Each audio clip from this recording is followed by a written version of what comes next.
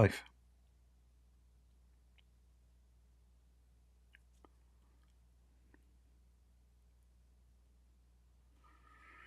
All right. Hello, everybody. Shalom, brothers and sisters in Christ. May the Lord bless you. Today, our topic is very simple about the potatoes who claim to be scholars around the world. You know, I woke up in the morning. Actually, when I decide to go live, I don't know what the topic. So I type in Google Indonesian scholars. You know, Indonesian scholars.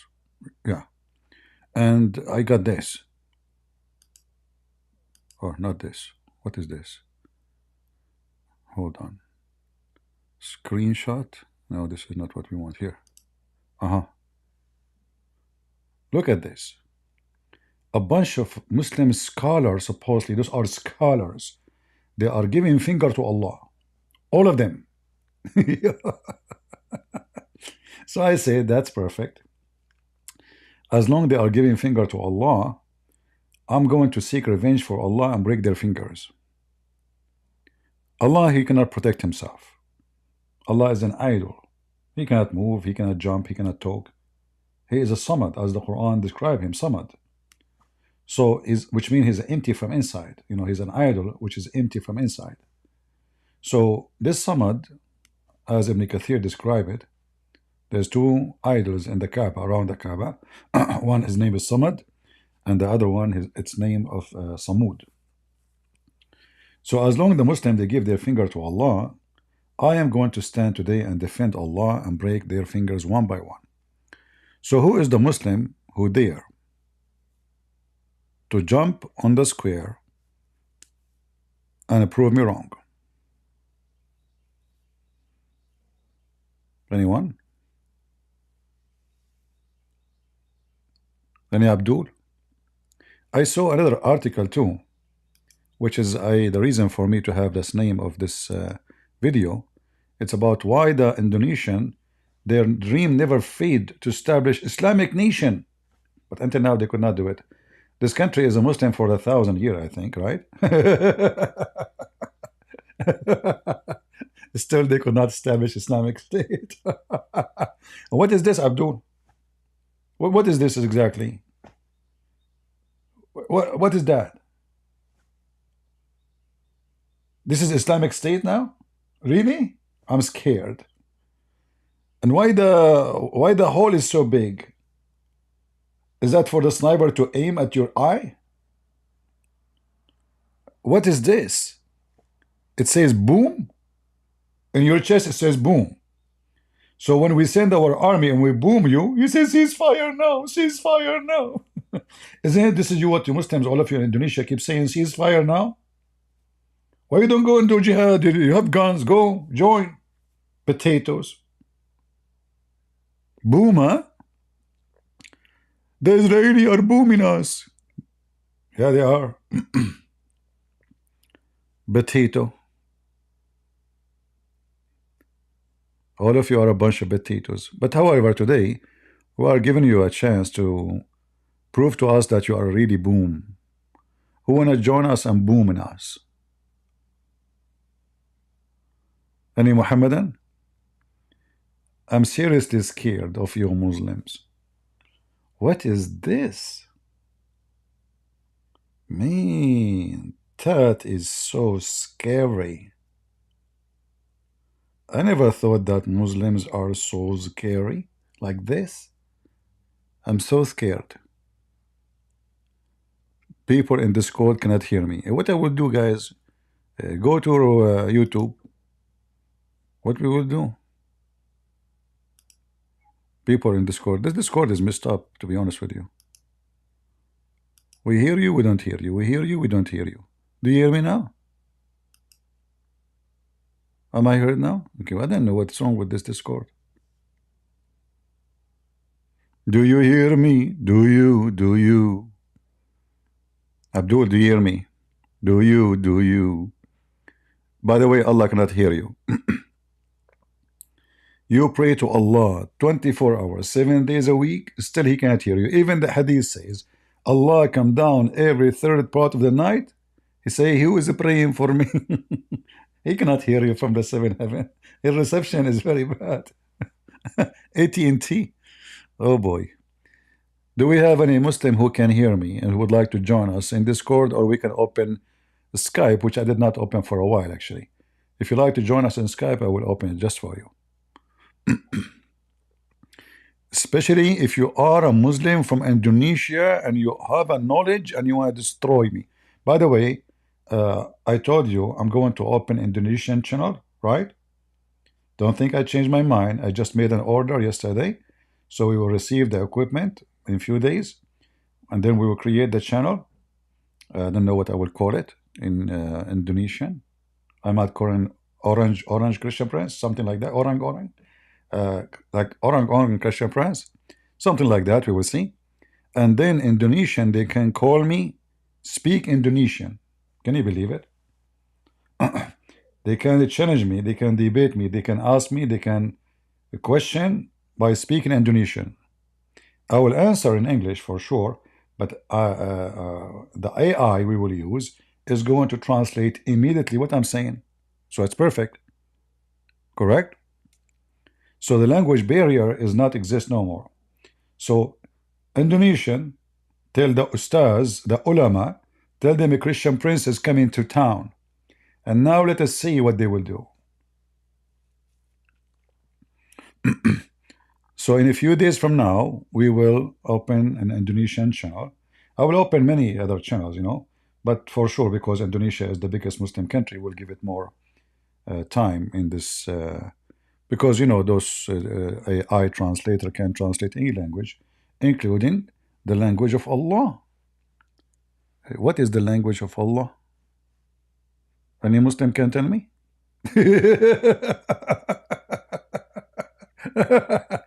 You know, the funny is, Allah, He wrote the Quran in Arabic, but Arabic is created by man. Hey, Muslims, who is the one who created Arabic first? So Allah, He wrote on His chair, there is no God but Allah and Muhammad Rasulullah in Arabic. But there is no Arabic at that time. Man, that's deep. That's so deep. The first God who like a graffiti, you know, if you have a teenage is writing words in your wall and you are upset from him, don't be upset. Allah was a teenage. The first one who wrote on his chair is Allah. Imagine you go to the furniture store, you buy a chair, you come back home. You find your kids writing your names on it. There's no daddy but daddy. Oh boy.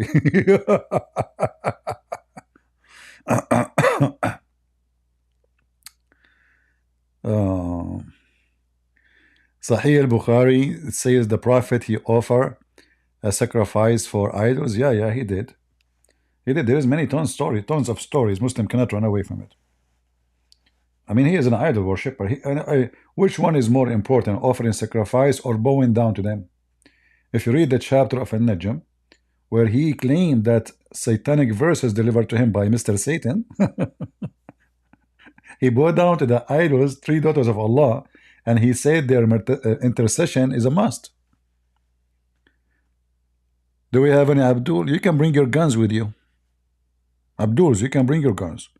Listen, as long as we have a picture of guns here. Where is my guns? Which one? I don't know this one. I don't know this one. Let us see. Let's be sure.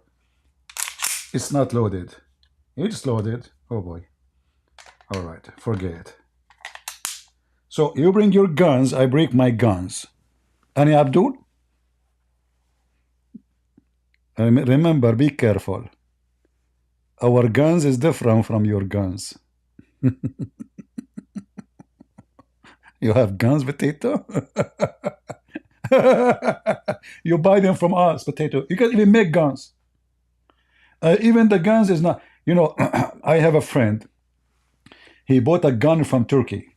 I told him, Potato, don't use it. This is Turkish gun. You know, cheap. They are bad quality. He did not listen. He said, so cheap, man. For $100, I cannot beat that. Maybe even less than $100. He lost his finger. Boof. You know, the gun exploded. He was lucky that the gun is not so close to his eye. You know, but his finger is gone. Any Abdul? Bring us your guns. Who is a Muslim would like to join us? Anyone? We have guns. They are with magazine. We have guns without magazine. Do you like Magnum 500? Huh? Potato? Ceasefire now? I advise you not to hold your guns for long. Put them down and take your pant off. You are not a man. Any Muhammadan? Is that a true story? Which story? The only true story I know, and this is a true story because I have a family member who saw it, is the flying carpet of Solomon. Because my grandfather, he got the little fabric of the flying carpet of Solomon. And since then, none of my family, they pay for airline ticket. Yeah, brother. We just sit on it, we fly. Do you know the song? It says, I fly in the sky, I fly, you know, like, yeah, this is where the story coming from. I mean, Muhammad never lie. Even flying carpet is there. Hey, Muslims, is that gun in your hand can shoot at the flying carpet of the Jews? Look like the Jews are using it now in the war in Gaza and in the war with the Hezbollah. And by the way, why you are upset for Hezbollah? Hezbollah, they are killing Muslim Sunni. Yeah. And Hamas helped them to kill Muslim Sunni in Syria. They kill hundreds of thousands of Muslim Sunni in Syria. Go check it out. You're a potato.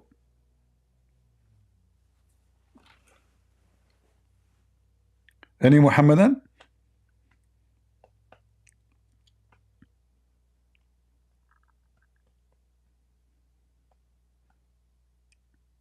Anyone from the ulama?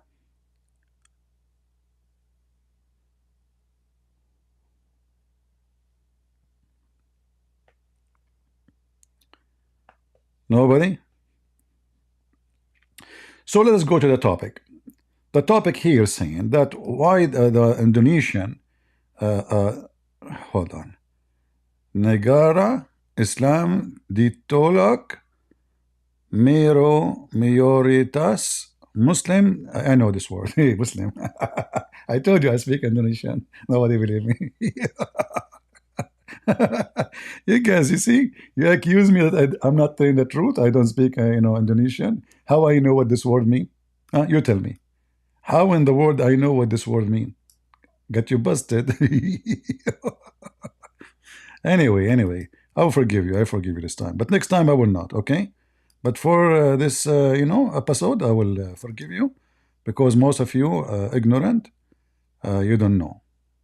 All right? And because you don't know, I will let it go. All right? So here it's saying that the Muslim dreams in Indonesia never come true. They want to build Islamic state, but they have a dream never fade. But why is dream? I mean, if the majority, I don't know, 90% of the country is Muslims, why 90% Muslim country cannot make an Islamic state? Any Abdul can tell us? Anyone? What is the reason for the failure of Islam everywhere? Which Muslim country is an Islamic state? The answer is very simple. Muslims themselves don't want Islamic state.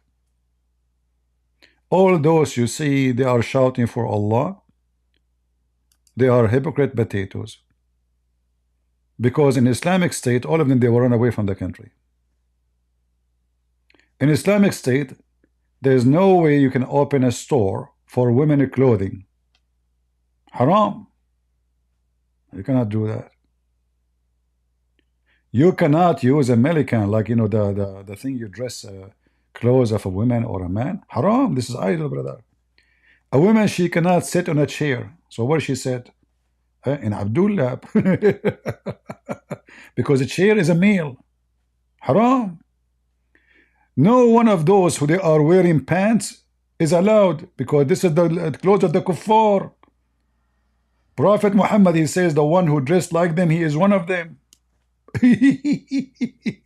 All your clothes is the clothes of the kuffar. Potato. None of your lifestyle is Islamic. And those are supposedly the one they call them ulama. And by the way, they know nothing about Islam. The one in the middle is your president now. Potato. Doesn't matter he is a president or not, he's a potato. Who care? All of them, they are potato for me. Do we have any Muhammadan potato from Indonesia would like to come to the mic? We went to the Muslim life, Indonesia. What his name? Dondi. What's his name? I forgot his name. I mean, the guy, he had poop in his pant. We just said, let me call you. The guy speak English, right? That's it. We did not say anything yet. The guy was terrified. Even he deleted all the videos which is in the live section, and he claimed that somebody hacked his channel just to delete the video of me going there. Can you believe it? ISC? All right, I hope you are a Muslim, my friend.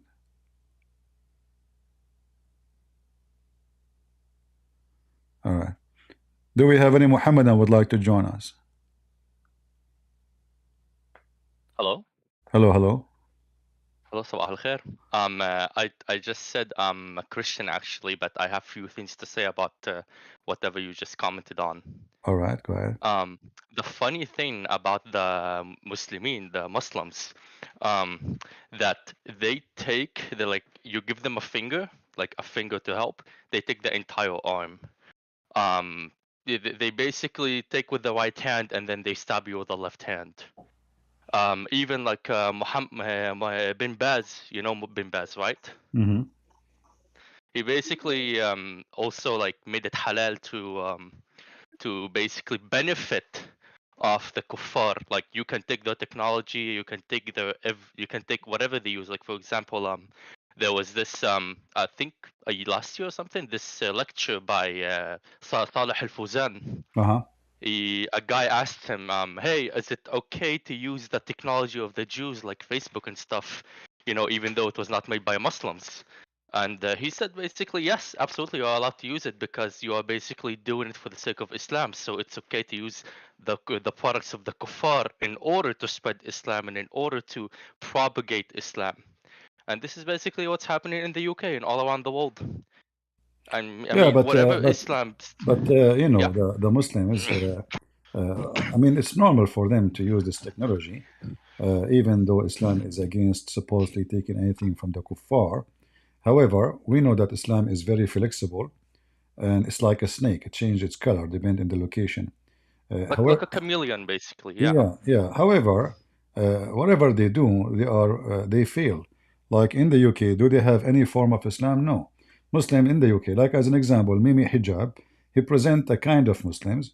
He have a whole website just to bully Muslims, correct? Yeah, that's correct. Yeah. So, but this is what Islam is about. Muslims, all of them, they are bully to Muslims. In fact, they hate each other more than they hate all the Jews together. So Islam is always fail. So when we speak about okay, now we decide to use the technology of the kuffar. How they use it? They use it to bash Muslims. You know? And actually, the first bullies were basically Aisha and Muhammad. Yeah, you know, not Muhammad as her husband, but her brother. Muhammad bin Abi Bakr, he basically grew up in the house of Ali, and Aisha basically was bullying him, calling him names because he grew up in the house of Ali and he was a muwali to Ali. Yeah, and Allah. And aside from that, there was also Abdullah ibn Zubair was basically bullying Bani Umayyah as well. Everybody bully everybody. Even Allah, he bullied the uncle of Muhammad. You know, it's a bully religion. And this is why, You know, this is I why actually made a poetry Islam, about Abu Lahab actually. yeah, سلمت يد أبي لهب وسلم. uh-huh. لم يغزو لم يغزو ولم ينهب. Basically, this is basically Islam. They bully the good person. They changed his name. They call him Abu Lahab. They fabricate a story about him. His wife, she will have a necklace of a robe. What the heck? This is how Yeah, God speak. Yeah, but anyway, but this is why Islam collapsed. Actually, Islam yeah, collapsed from the yeah, beginning. Right away, Muhammad fatas. He's yeah. gone. Right away, they Let start me his bullying day each like other this. and killing each other. This is why Islam will never be a nation and will be never even exist as a religion. So now they speak too much about Islam. We are one nation, but which nation we are talking about? If we go in Indonesia, we see how many groups, all of them, they hate each other, and the same as around the world. Every Muslim is an enemy for every Muslim. Like now, Yeah, this is now basically. Muslims in Lebanon are dancing in the street, in Syria, dancing in the street because Israel is attacking Hezbollah. Why? Because Hezbollah killed Muslim Sunni. We know that. But Muslim Sunni, they call Muslim Sunni too. The rules they call Muslims. So I mean, this is the reason when they speak about establishing an Islamic State, it's a fantasy because Islam is not exist and Muslims are not exist. What is exist is a group of gangs. They can be big or small, but always they hate each other and they are willing to kill each other. That's why they will never have a nation. For in the beginning, they are not a nation. Yeah, From yeah, the time of and the Muhammad, first people. Yeah, and the first people, like when Muhammad died, حروب الردة, basically 90% of the Muslims left Islam. yeah, All of them left Islam, right, and if they succeeded on Abu Bakr and Aisha and all those شلة الزعران يعني, uh-huh. they basically, like, we would not have today. But I don't know, like, I feel like the people then, they did not even have a bone. They were a bunch of cowards to fight against Islam then, No, no, actually, because we see they what were. happened. What happened? Almost actually, Muhammad in his last war, he almost lost and destroyed, but he was lucky, so he was the victorious, but almost he was destroyed. However, when Muhammad Yeah, died, the you mentioned the war of apostate. Musaylima. Uh, Musaylima al-Kadhab yeah, also existed when people, Muhammad people, died. they fought in the beginning, but they noticed that because they are not united, you see, the people who they are out of Islam, they did not unite together. There's no leader to unite them, the same as the leftover Muslims are united. So now they have a caliphate, even though they are not big in number. The others are scared because they are not united. So each one of them says, you know what, I will be back to Islam, and this is how Islam stay as Islam today. However, that will not. The Yeah, honeymoon is over very fast. We saw how Abu Bakr and Umar, they attack in the house of Fatima, and even they cause her miscarriage, and they burn the house.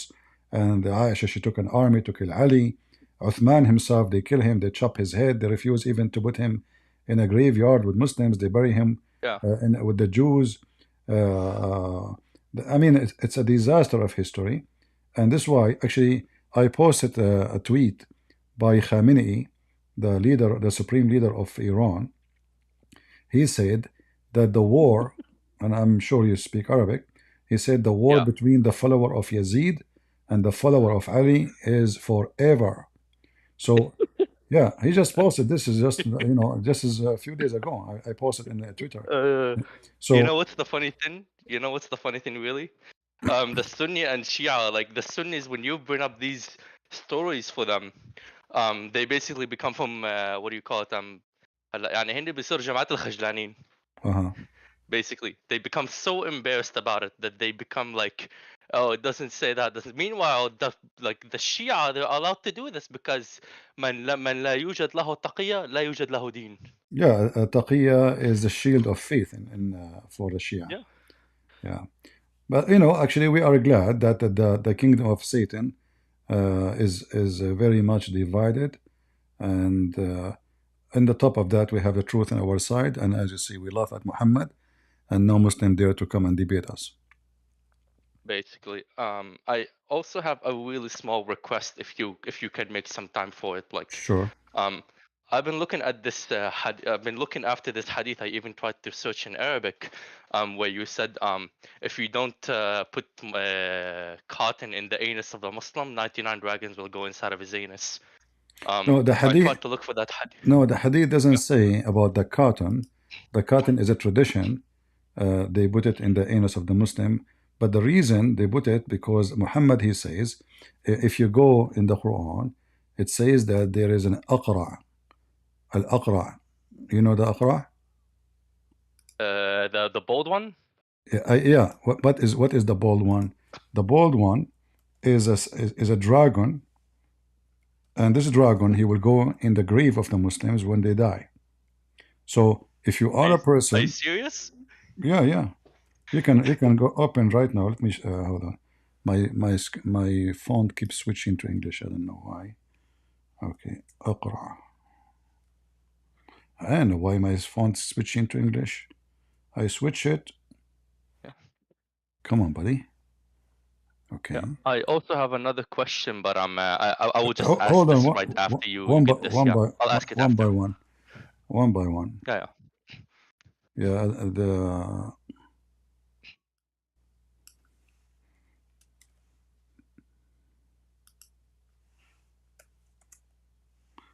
This website is really not good. Anyway, so a Thu'ban al-Aqra, which is a massive dragon snake, will enter the grave of the Muslims and will bite him. And this dragon have 99 heads. Each head have 7 heads. So if we go in the, let us see if I can find.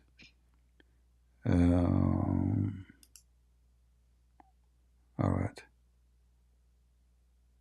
Let us see here. الشجاع الأقرع وضمة القبر وعذابه. Yeah, but Yeah, I'm trying to looking find at you even some reference. I'm looking at Islam.web, so it's like the most Qatari website you can get. So they don't do taqiyya over there. So maybe Islam.web can help. No, I have the reference here, but I'm trying just to get something in English for people to understand.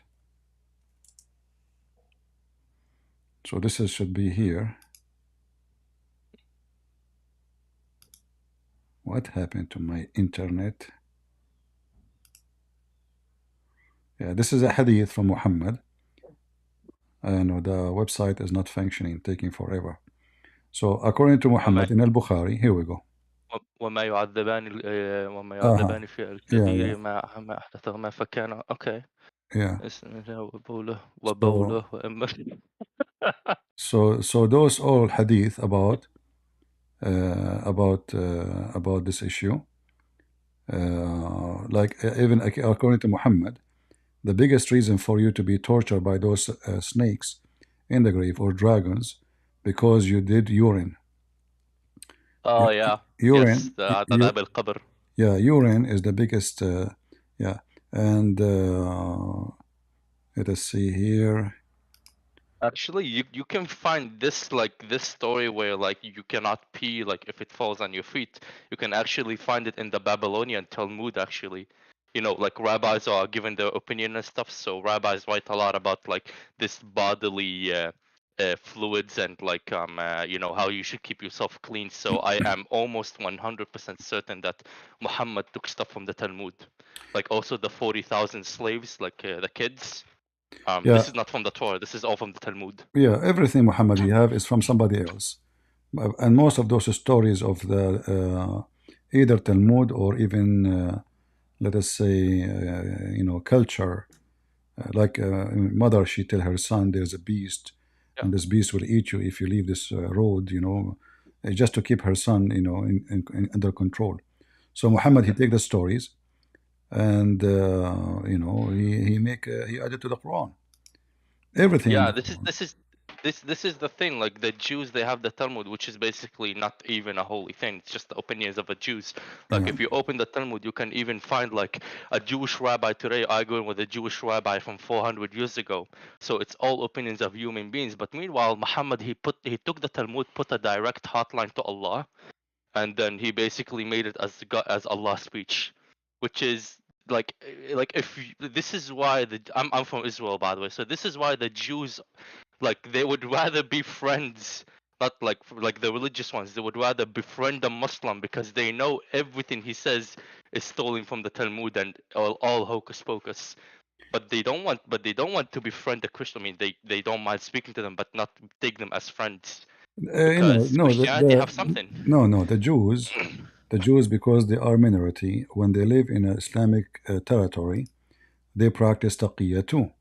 So in order to Yeah, live, in order to survive, and the majority around us is Muslims, so who care about the Christians?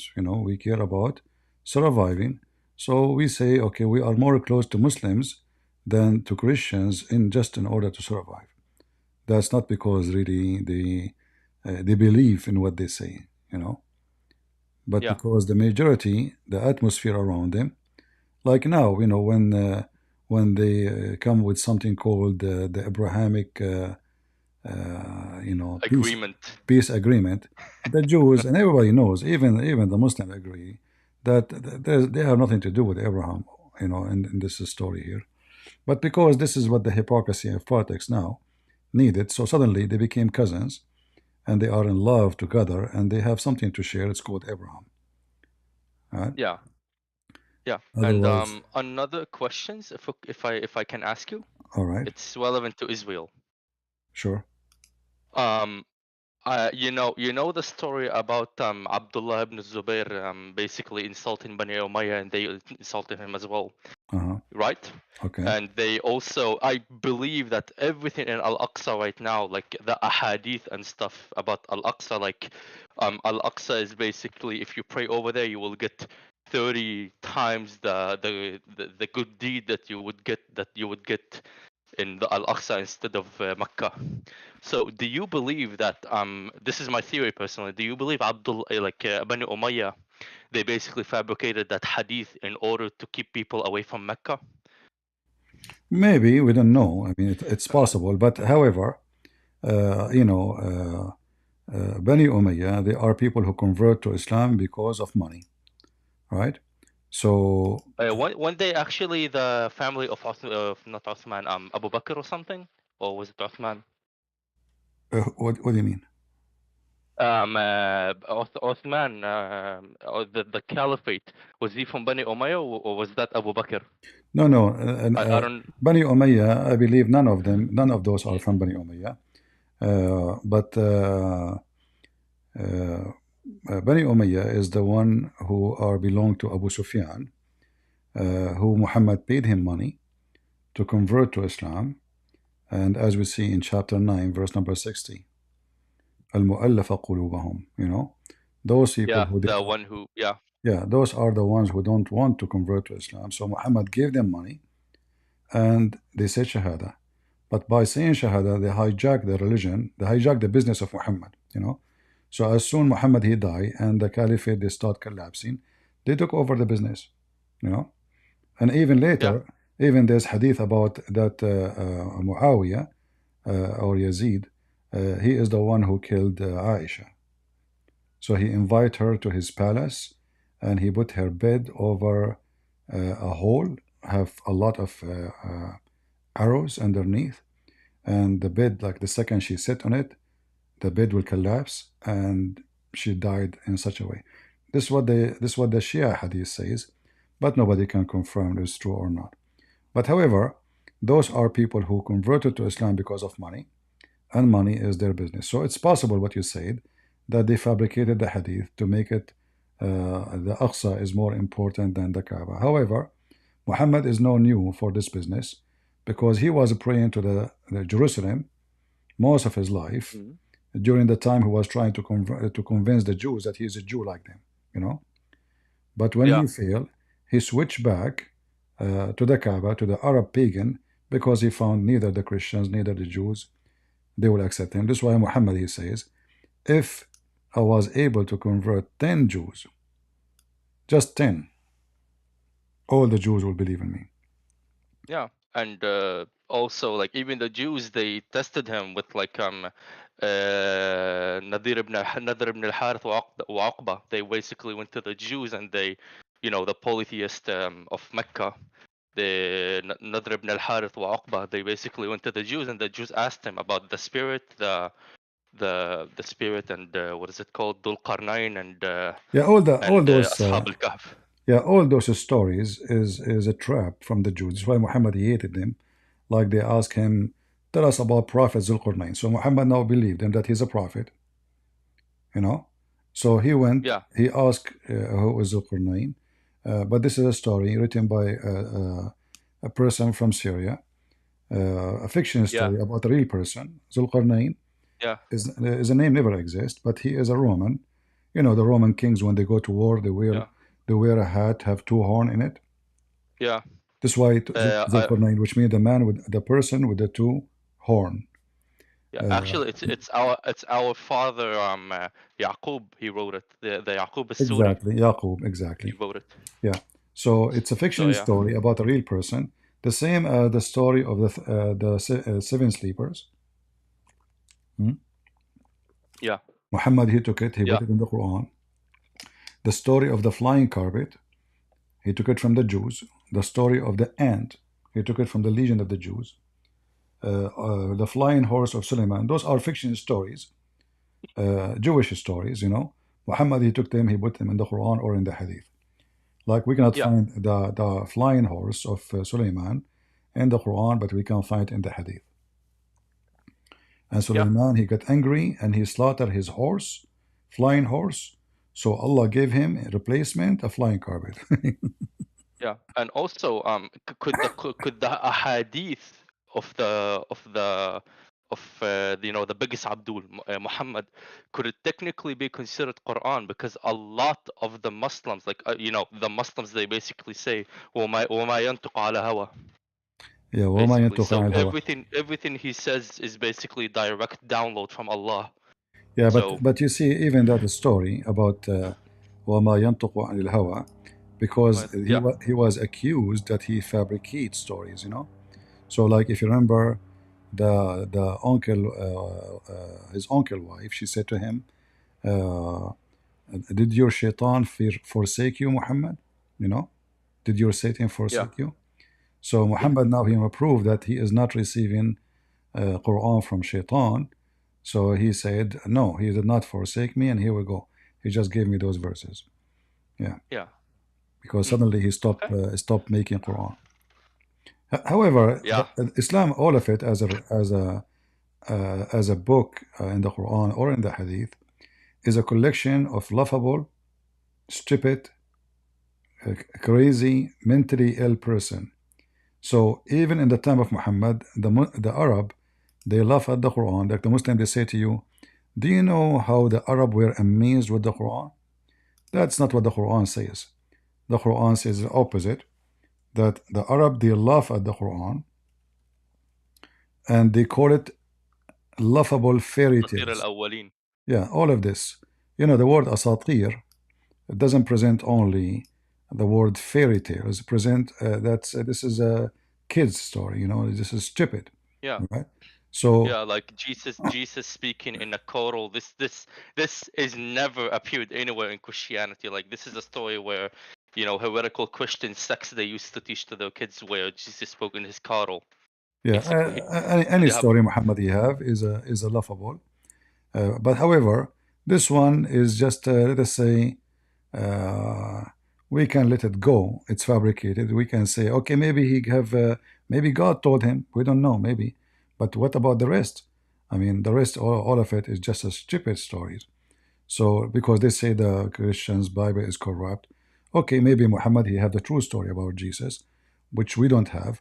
But then we find that all of those stories, all those verses in Yeah, the Quran, people are laughing at the Quran, and even they say even our grandparents, our grandfathers, they heard them long before you. mm, You brought nothing new, and those are yeah. legions. Um, You know. yeah. I mean, this is basically how Islam is. It all started from fairy tales of heretical sects. This why Like nobody want to convert to Islam until Muhammad he seek the help of the Sa'alik. Yeah, Sa'alik I in mean, Arabic is the outcast yeah, people the who are gang kingdom. members Zaran. Yeah.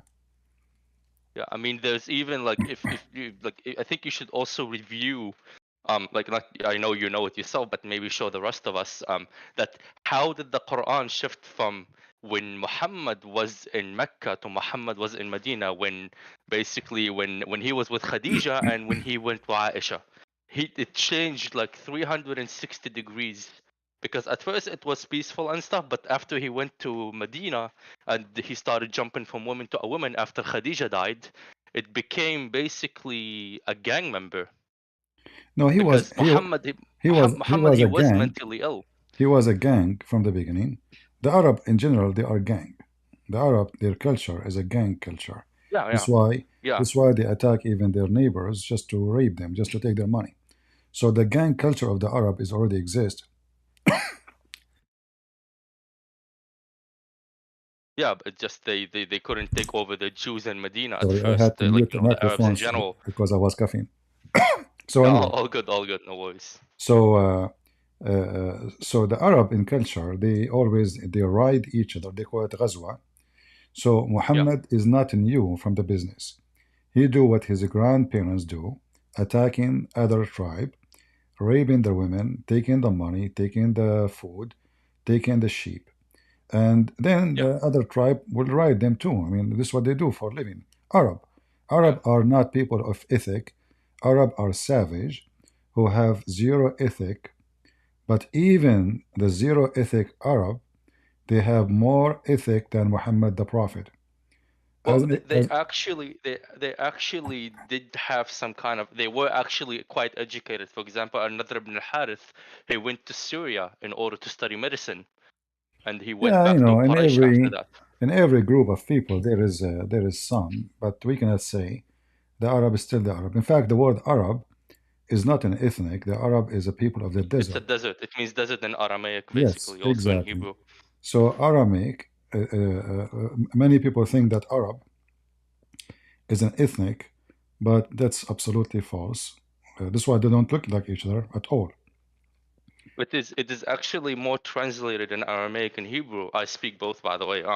It's more translated not to a desert, but as wilderness, as lawlessness, as Yeah, a yeah, they place are. with no law. It's like saying barbaric. You say gypsy. Yeah, It's an insult. It's not even a word describing desert only. It's describing that they are dirty, uncivil. They don't take a shower. They don't have houses. They don't have civilization. It's all in one package. Arab. and this is the funny thing when they were starting to fight over the caliphate, like oh, they should go to this tribe because they are the Arabs of the Arabs. They started saying so. Basically, they are the best of Zaran. Yeah. So, and not only that, Muhammad he claimed that his family is the best of the Arab. Yet Muslim they Yeah, claim, exactly. yeah, So, and this is also shows his ignorance about a simple word that he grew up with, because the Jews that lived over there, they did not consider themselves Arabs. The Ebionites that they got expelled from Kuwait and Iraq, they did not consider themselves Arabs at all. Neither the Sabians did not consider themselves Arab because they were. They all have false teachings, but In they did fact, not. in fact, I believe that Muhammad himself, based in the Quran, Muhammad himself is not an Arab. Because you know there's a hadith says that he is the same as a palm tree in the middle of the desert, which means nobody know his father. So if you go in the Quran, you will see how Muhammad is bashing the Arab, which doesn't make sense. Because if he's an Arab, why he says that the Arab are the most disbelieved, kuffar, hypocrite. You know, this is the Quran. Yeah, so Abu Lahab technically is not an Arab either. I believe Abu Lahab have nothing to do with Muhammad. As I said, Muhammad is not Oh from that yeah, family. adoption was actually allowed then before Islam abolished it, so they might just found him somewhere and they took him. Yeah, Because they also that's why he were says like because they were also he's like a nakhla, you know, yeah. suddenly like in the desert, uh, uh, a tree come from the middle of the desert, and then you wonder where is the seed coming from because Mm. there's no trees around, Ah, you know. Yeah, and I also remember when the Arabs were actually accusing him, and he started saying, "I am Muhammad bin Abdullah bin this," as if they were accusing him. He was not. Exactly. He was basically a stranger. So what would make him make the statement basically, unless they were accusing him of something? Yeah, exactly. So like when he says when they said Muhammad is like a nakhla in the desert, they are saying to him that nobody knows who his father, and even the book says that Muhammad. They make a story that Muhammad and his father and his grandfather, they get married in the same day. Then Mm, mm, the mm. grandfather, he died. Sorry, the Muhammad father, he died, and then Muhammad is 4 years. He was born 4 years after his uncle. So how they get married in the same day, and his father died a few months after, and then Muhammad is born 4 years after. I mean, the What? father is dead 4 years before, and this is support why so-called family of Muhammad, they send him to a woman to breastfeed him. So it looked like when they adopted him, nobody know his parents. He used to faint. He have epilepsy, as tons of hadith says. So they send him to this woman Halima in order Like to do. Jalta? No, epilepsy is an illness in the brain. Yeah, I know it's against lights and stuff. Yeah, I Yeah. thought it was at first like Jalta. No, no, no, no, no, no. He faint. He fell in the ground. He lose conscious. So this what happened when they send him to Halima. The same happened to him. So Halima got scared. She said, "Okay, she gave me this kid, and he might die between my hands. So I will send him back." So she took him and she sent him back. This is why his family don't like him. Nobody like him, because he's not from the Yeah, family. Why all the house, all the tribe of Muhammad, no women want to do breastfeeding for him? Doesn't make sense. He's an orphan, supposedly. He is from the family, supposedly. Yet there's no women from the family want to breastfeed him. They send him to a yeah, foreigner, a strange woman in the far away. So they cast him out. They want to get rid of him. There's no way anyone would do that to his child. Send him to a foreigner and tell her, okay, take this kid. yeah, And this woman later yeah. she brought him back because he was almost dying in her hand. Yeah, yeah, and it actually doesn't make sense because the Arabs would never do this because your name in the desert, like Al Quraishi or whatever it is, it's basically the name of your tribe. Your tribe are the ones who are responsible to protect you. Your tribe would never abandon you. So Muhammad, he must have been something that something. I think they could clearly sense, even the polytheists, they could clearly sense the presence of Satan on earth when they saw him. I truly believe so.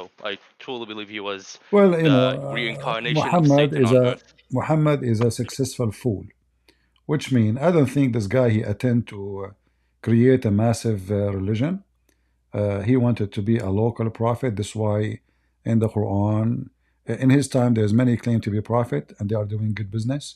They get rich, they get authority. Saylima ar-Rahman, yeah. Yeah, yeah. So Muhammad, he was trying to compete with them, and he never thought he will be like big as he what happened.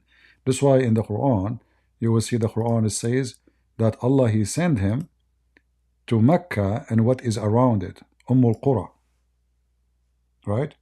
So Yeah, Allah did not send Muhammad to the world in the beginning. It says Allah he sent him only to the village of Mecca and what is around it. Here, chapter 6, verse number yeah. 92. وهذا الكتاب أنزلناه مباركا مصدقا الذي بين يديه أم القرى ومن حولها. Okay, yeah, Yeah. basically So, Mecca and the surrounding it. yeah, so he announced himself he is a local prophet here in this area, and he Yeah, never thought he would be bigger than that. But when his dream get bigger, suddenly he became international prophet. In the beginning, he's local, but he decided to open a new McDonald's everywhere. you know who's the international prophet in my eyes? Uh-huh. Imam Ali. He was speaking 200,000 languages, so he knew everything. Yeah, and he is the one who discovered the football game. Yeah. Yeah, Do you actually know that the reason for the sea to be so salty is how much the fish caught for Al Hassan? yeah. There's tons of stories about those. Yeah, Yeah, even I mean, they have tons of stories. Hard to believe those Shia. They are beating the Muslim with their stupidity. You know, like it's once I was debating a Muslim Shia. He said that the watermelon is a Muslim uh, because she's sweet. Shia. Yeah, because it's sweet. Okay, I said, what if it is not sweet and not sour? What? She is in the process of converting to either direction.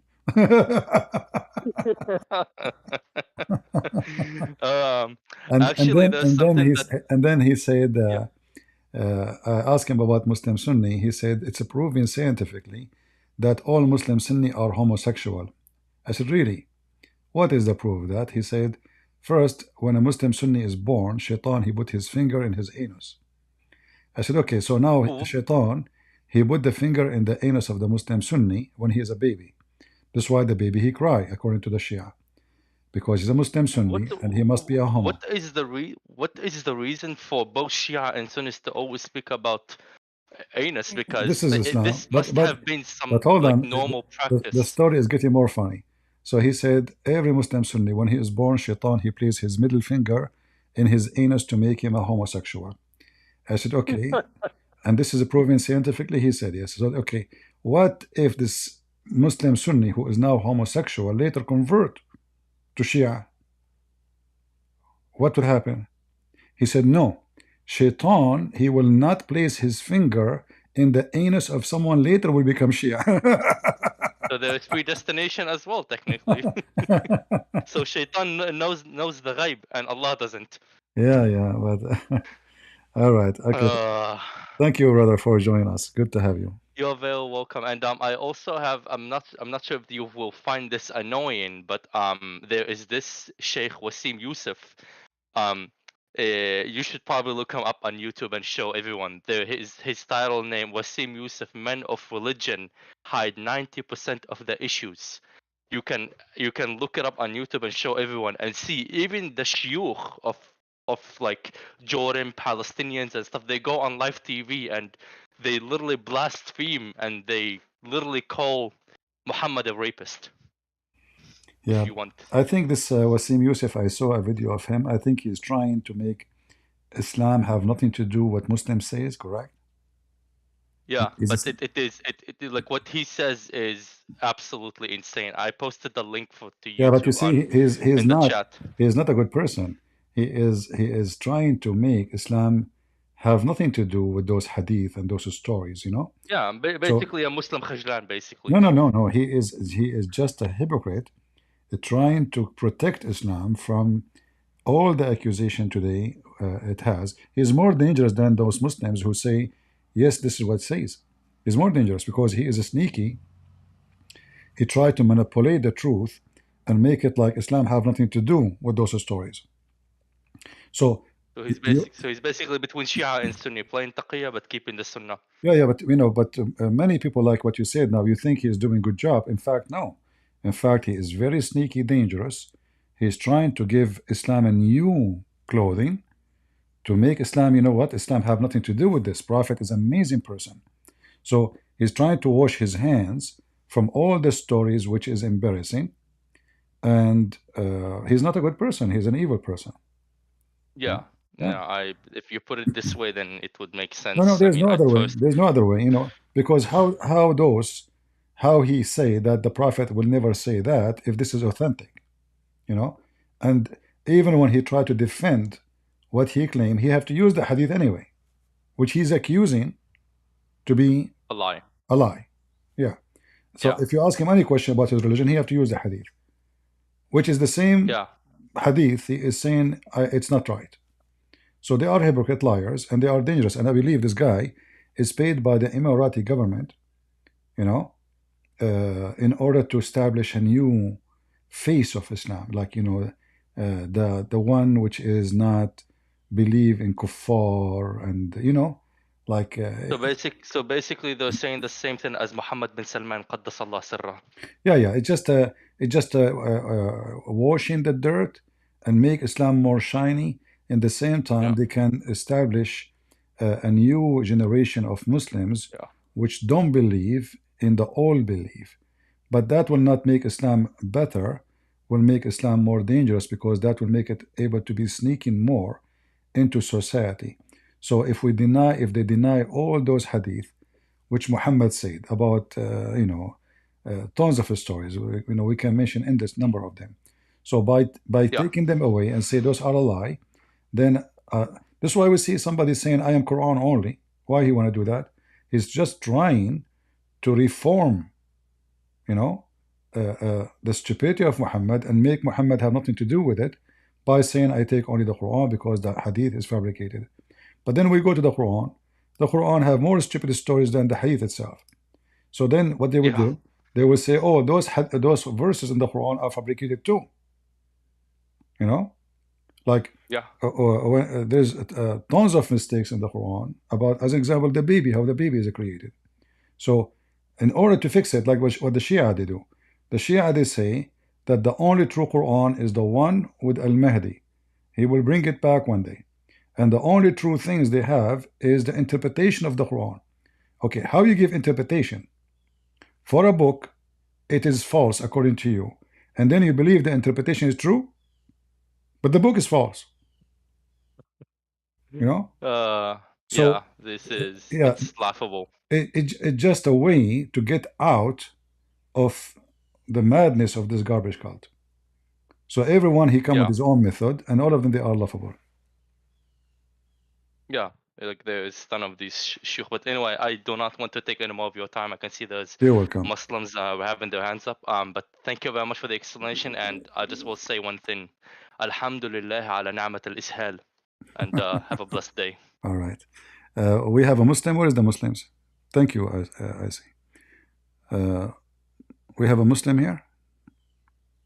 I don't see any Muslim. Where is the Muslims? If you are a Muslim, you'd like to join us, please feel free. All right? And we would like to hear from you something useful about Islam. I'm almost convinced that Islam is a good religion. But Muslims, maybe they are not. I think Muhammad was a good man. Right? Especially if he is from Nigeria. Go ahead, Abdullah. Hey, Christian Prince. Sorry, I talked to you last week. I'm not a Muslim. I'm a Hindu. But anyway, if you have any Muslims lined up, please take them. I can come back Yeah, later. we want Muslims, please. Okay, thank you. Okay. Do we have any Muslim? I'm not sure what's wrong with the Discord. It keep making me lose the sharing the screen with you guys. So I have to do it from time to time. Do we have any Muhammadan here?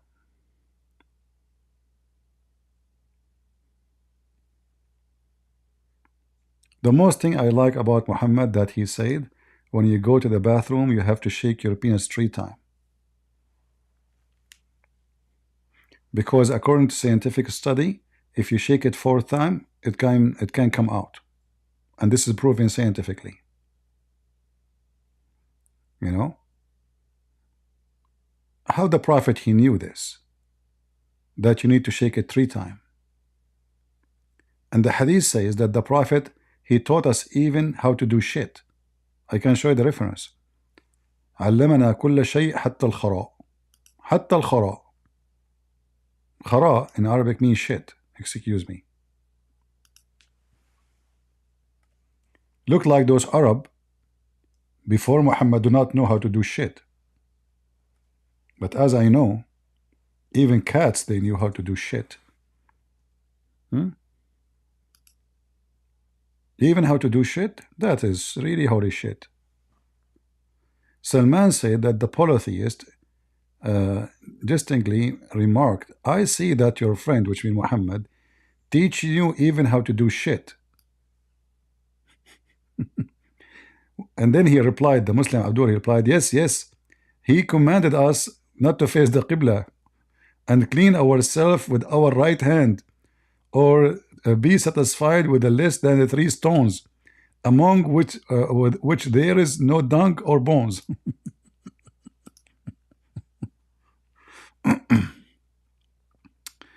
All right, all right.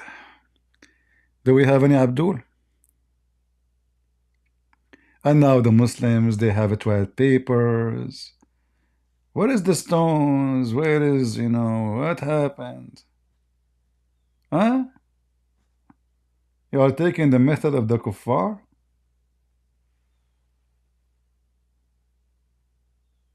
Rocks? You use rocks to clean your butt? What kind of butt you have? Elephant butt? Pig butt? Rocks, huh? What happened to the water? Can't you wash it with water? We want Muslim, please. If you are a Muslim, especially if you are from Indonesia, Ustaz, if you are a, feel free. And tell your friends, soon we will open Indonesian channel and we will go live in Indonesian. Hello? Hello? Have you heard about Code 19? About what? Have you heard about Code 19? It proves the Quran. It's a mathematical miracle in the Quran. Yeah, I heard of it. It's true story. Are you a Muslim? I'm considering Muslim. What? I'm considering Islam. You are considering Islam? Yeah. What does that mean, considering Islam? Like, I'm not like fully Muslim yet, but I believe in the Quran. So you I are believe it's half the Muslim final now? You are revelation. half Muslim, half not Muslim? Sort of. Like, I believe the Quran is like Allah's final words. Oh, okay. It's his final Can you revelation. tell me about the miracle of number 19? Well, you have to look into it for yourself. Look up Code 19 I on did, YouTube. You'll see it. and I prove it to be. I prove it to be 45 false. minute. I prove it to No, you be didn't. false, my friend. I prove it to be false in 2 It's a seconds. Okay. 45-minute The documentary. one, first of all, hold on. The first one. You'd have to debunk Hold the entire on, documentary. hold on. The one who come with the so-called miracle 19, his name is Rashad Khalifa, correct? Correct. Yep. All right. He have to take verses from the Quran, correct? Yeah. He just destroyed Islam then. Because in order to fabricate numbers, miracles, I have to fabricate my own new Quran to fit with my fabrication. So now the Quran is not valid no more. Because the Quran, hold on. So the Quran now, according to this guy, is not a true Quran. Number 2, he said that chapter 1, verse number 1, have 19 letters, correct? I'm pretty sure it's. You know what gematria is? Hold on. Chapter 1, chapter 1. Focus with me. Focus with me. Focus with me. He said chapter 1, verse number 1, have 19 letters, correct? I'm pretty sure he means that the value of the letters is divisible by 19. No, he did not say value. He said has 19 letters. What value? No, what? You might be right. I'm not like well Hold versed on. on the topic, but If we all I check, came here to do was spread the knowledge. if we check the numbers, it's a 45-minute documentary. You'd have to debunk the if entire we check thing. the numbers, why don't let me talk? If we check the numbers, we will find them at 24, not 19. Yeah, different translation. You need to look at the Arabic. I'm not looking at the translation. I'm an Arab. What translation? Brother, you have to count the Arabic letters, not the English. Yeah, I'm counting the Arabic letters. 24 letters, not 19. And I can show you article written by Muslims describing this as a joke. Muslim themselves, they say it's full of lies. The numbers are wrong, not the Christian Prince only. Like if I go right now and search for this, and I will show you this is hold on. I will show you that this is an Islamic website. Allah. Brother, it's a 45-minute documentary. You'd have to debunk My friend, the entire thing. It took me 2 seconds to destroy it. 45 minutes. Is it about how long? I can make it 10 hours, so who cares? Do you know how many hours Mickey Mouse? They make a cartoon of maybe 3,000 cartoon. Does that mean the cartoon is true? It's a cartoon. So Dude, I just feel like you're straw manning code 19. Like it just feels like a straw man. No, first of all, the verse about 19, Muhammad, he copied the Jews. He heard the Jews saying that there's 19s guarding the heaven or the hell. He put it in the Quran. Even the interpretation says so. He is copying the Jews. How that is a miracle? Same time, the rest is the same. Well, Allah said if you, he challenged us to make a verse like it, and what the code 19 says. No problem. What if I show you that an ant can make like it? An ant. I wouldn't believe you. You will not believe me? No. Okay. But, because as I know that your God Allah was quoting the ant. Is that correct? Hold on. Maybe, but hold on. What do you mean? What do you mean maybe? What do you mean maybe? Omega. What do you mean maybe? If Allah Himself is stealing Quran from the ant, she said, ant is making Quran. Can you make Quran like the ant Quran? Look, enter when he came to the valley of the ants. This is Allah talking. That's it. An ant said, okay. The rest is the ant talking. And then the rest, Sulaiman is talking. Where is the one making Quran? So Allah is not even the one making Quran. It is the ant said, Sulaiman said to the ant, she said to Sulaiman. And then Sulaiman, he looked for the bird, al-hudhud. He is in charge of finding women who have no hair in their legs. So Allah, he quote what the hudhud says. Sulaiman, he said, Allah quoting Sulaiman. So who is the making Quran now? Is it really, this is what Sulaiman said, or this is what Allah said? If you say to me that nobody can make like the Quran of Allah, but this is what Sulaiman is saying, that means Allah is Sulaiman, Allah is the ant, Allah is the hudhud, Allah is the bird, Allah is the chicken. They are the one is talking in the Quran. Where is the God? Where is the Quran author? When here it says, I will punish him most severely or slay him unless he gave me a valid excuse. Who's talking? Solomon. So who made the Quran? Solomon. Who is the one answering here? The bird. So who made this Quran? The bird. and the bird, he says, brother Sulaiman, alhamdulillah, we found a woman, she is a ruler, and she have a nice chair, okay? Very magnificent chair, and I want to tell you about it so you can steal it. So when you say to me, nobody can make Quran like this Quran, this is just a bunch of stupid stories. I mean, this is a kid. Is it true that this bird? Like I said, is it true? You have to. What do you have to? The chances of, if you watch the entire documentary, he says the chances of My it friend, happening by the accident. documentary numbers, I just get the numbers busted. All of it is based on 19. All the number 19 is busted. And when they multiply or they divide, this is their choice to make it fit. But even that did not work. Even Ahmad did that. He put it in his book. He put it in his DVD. And then a guy, he asked him, why in the world you put this? He says, it have a flaws in it, flaws.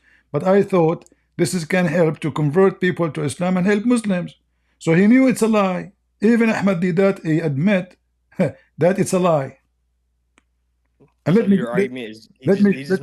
show you a miracle. Let me show you a miracle. What is your education? My what? Education.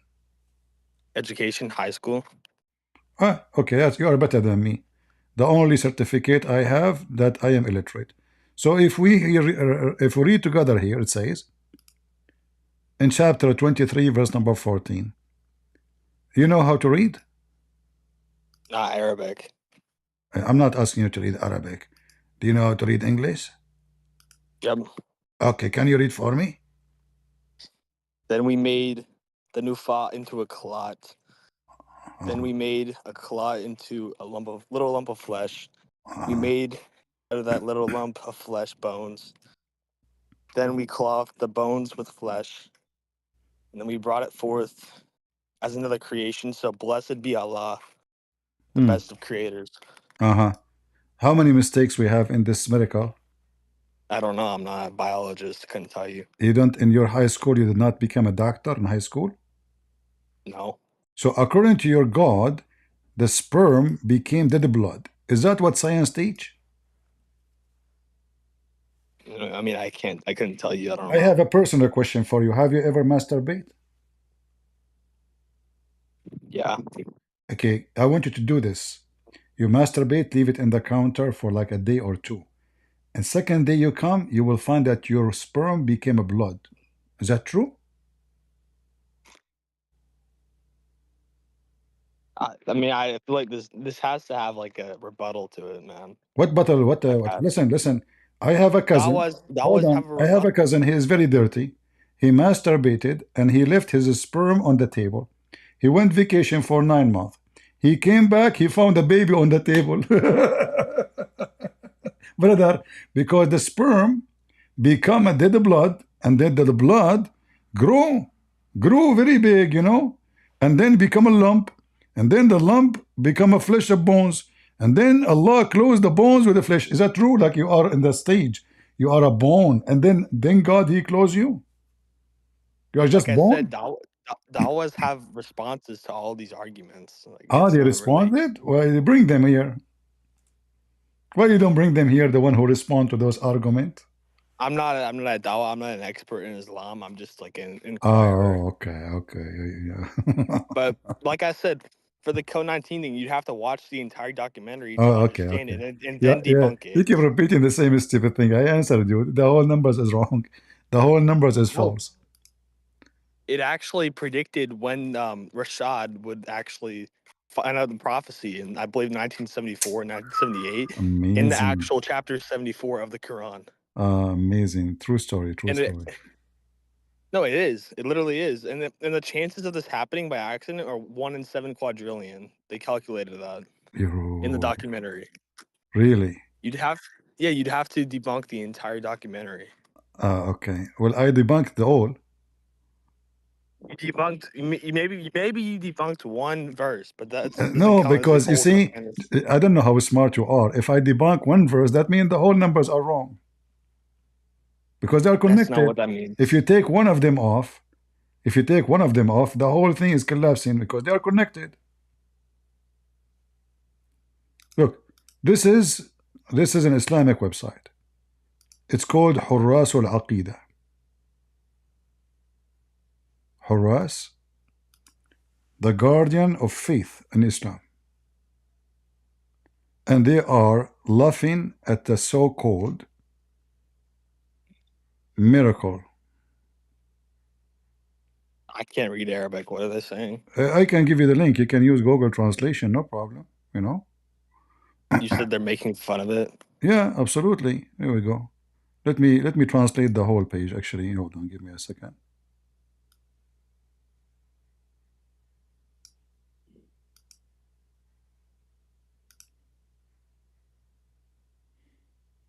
There is great confusion in this statement.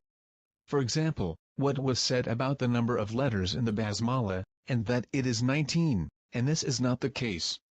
In the above statement the sum of the letters of in the name of God, most gracious, most merciful 3466. So here, even is they are saying that even the first verse he mentioned is a lie. And then they mention the same as I explain always. And then they continue, and the rest.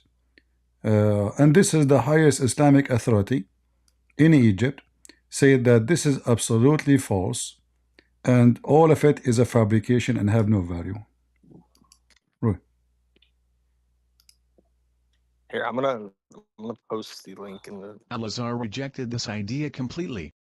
The Islamic Research Academy announced in its last session on Thursday, June 13, 1428 AH, corresponding to June 28, 2007, its absolute rejection of the issue of the Quranic code.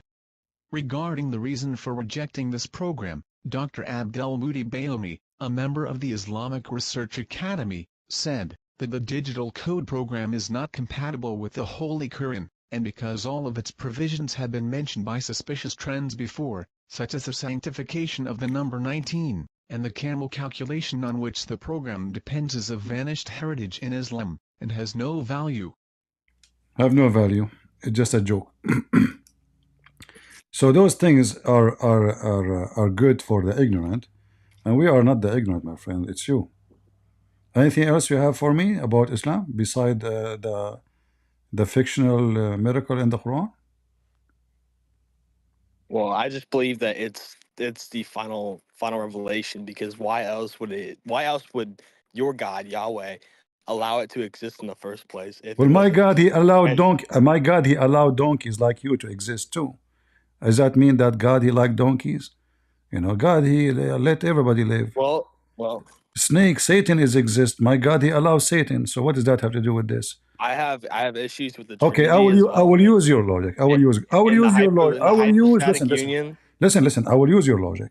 So if Allah allowed Islam to be, God allowed Islam to exist, is the proof that Islam is true. Well, we the Christians are the majority of mankind.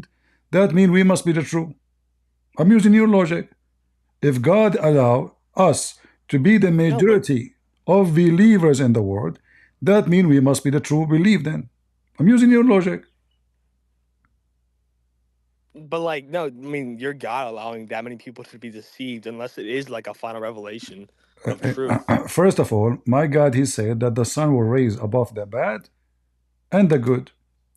So, because this is why we have Judgment Day. We have Judgment Day to judge those who deserve to go to hell, like you, and people who deserve to go to heaven. I haven't done anything wrong. You did. You just said Allah is God. I'm just a truth seeker, and Allah is the same God. The Muslims believe in the same God that you do. No, we don't. Our God is a spirit. Your God is not. Is your God is a spirit? I believe so, and I have No. I have You issues can with go the right Trinity. now. You can go right now. Search in Google. Is Allah is a spirit? You will see the answer is no. Okay, I'll do that, but Okay, do it. I have issues with the Trinity. I have issues Do with it the right now. Trinity, Do it right now. No, hypostatic I union. want you to do it right now and give me the answer. Is Allah is a spirit? Do it right now. It said, the spirit or souls is not one of the attributes of Allah, whether it is the things that have been created by Allah. See, you are believing in the wrong God then. You think that Allah is a spirit, but He's not. You don't know anything about Allah. So why you believe in Allah? A simple thing about your God you do not know. He is not a spirit.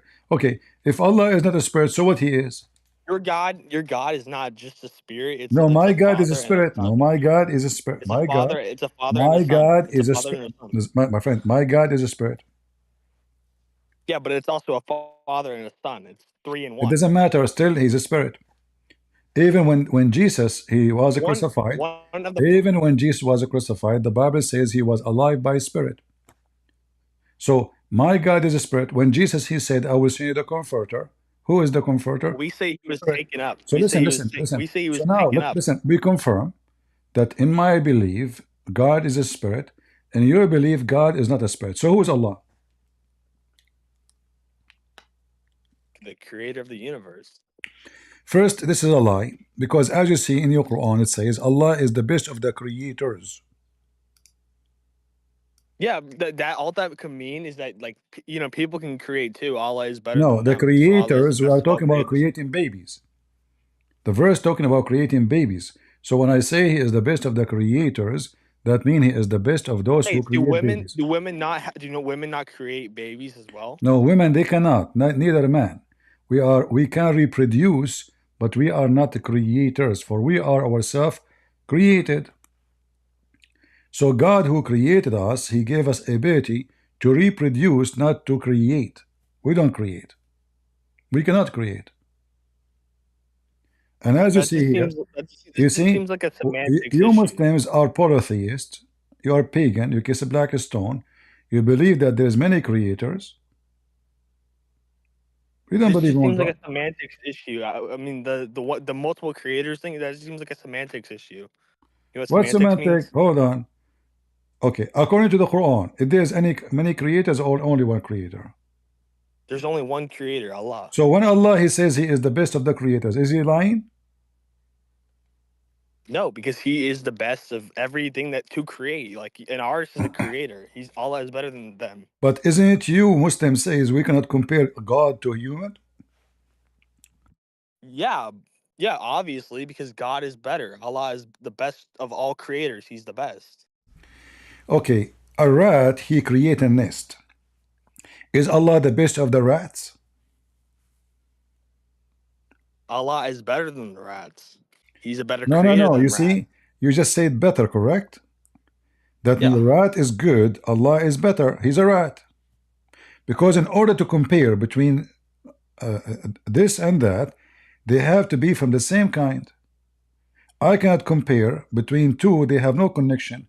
Can I compare between a rock and a bird? No, because the rock is a rock, the bird is a, but I can compare between two birds. I can't compare between a wolf and a dog because they are from the same family.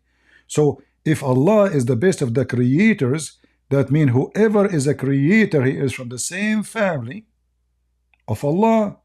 All of them, they are creators, and Allah is the best between them. That means Allah is not unique. The only unique about him, he is the best according to him. Who said so? There's no proof. I can say now, I am the best of the creators. People will say to me, we created what? They will laugh at me. But I will insist, no, I am. I am the best of the creators. Why you are the best of the creator? Well, because I am the best of the creators. I insist. So there is no proof that Allah can create anything. And the top of that, when Allah he compare himself to other groups, he must be one of them. If I say I'm the best of the student, that means I'm a student. We cannot say this student is the best of the teachers, for he's a student. So we have to be from the same kind. We have to be from the same family, so we can compare between two. Okay, but you say your God is a spirit. So how can you compare a spirit to everything else? Like, that doesn't make any sense. I'm not comparing the spirit to anything else. Did I? It's you who said that Allah is the best of the creators. Did we Christians say that Jesus is the best of the creators? We don't say that. Okay, but how can What God be the Bible says that everything created by him and for him. Everything by him, for him. There's no other creators. Here we have a problem. In the top of that, hold on. In the top of that, this God, he say, we made. Who is we? We, maybe the angels in heaven, Elohim. If this is the case, that means Allah is not the only creator. He even in the Old Testament, you have Elohim. No problem. You see, we Christian, we believe. See, in Christianity, there's not a problem because we believe in Trinity. So if God says us or say we, well, he, the God, he says that he is more than one individual. He's one God, but like in English, we use the word person. In Arabic, we use the word aqnum or aqanim. So God in the Bible, he can say we. If your God say we, either it's a true we or it's a fake we. You said maybe the angels. That means the angels are Allah too. They are gods. Because when I say we, and I mean me and the angels, that means we are the same group. And we are the one who created things as according to you. So Allah is just one of the angels. He's not God. You are like Jehovah's. He could still be. You are like Jehovah's Witnesses, huh? No, he could still be the supreme. Like, he could be at the top of the hierarchy in heaven. What higher, what lower, my friend? Either he is the creator or not. So we have a creators, and the Muslim. I will give you the better answer. The Muslim, they say that when Allah he say we, he meant that he's majestic, more respect. But look what happened. The God of Islam, he don't like to be called I. He like to be called we, for this will give him more respect. So the God of Islam, he don't like himself to be one person. So he fabricate multi-person by words, in order to feel better. So your God himself, he don't like himself to be one. So he decided to use fake we to give himself fake respect. Like I said, this could just be a semantics issue again. It could be, but this is not the case. Can you search right now in Google and tell me why Allah he used we? Go ahead, type it. Why Allah he Why used Allah we? can't what? Why Allah in the Quran used the word we? Search and tell me the answer. To connote divine majesty. See?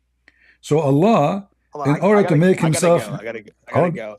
Okay, you go. I gotta go. No problem. Take care. You got to go. The bathroom is here. So guys, you got to go.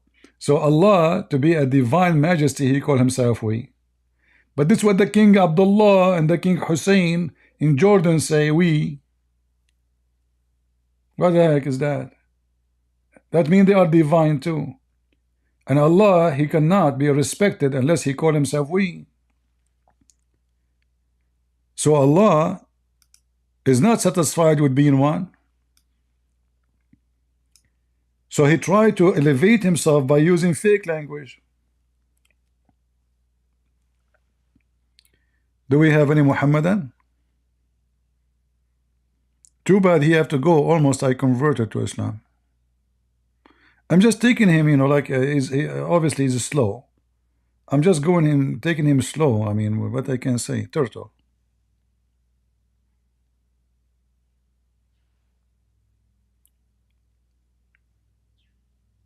By the way, Muslim, is that true that the turtle is a Muslim?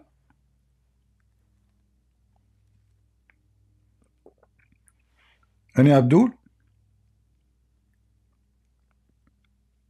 According to the Quran, everything is a Muslim. Even animals, they have Quran.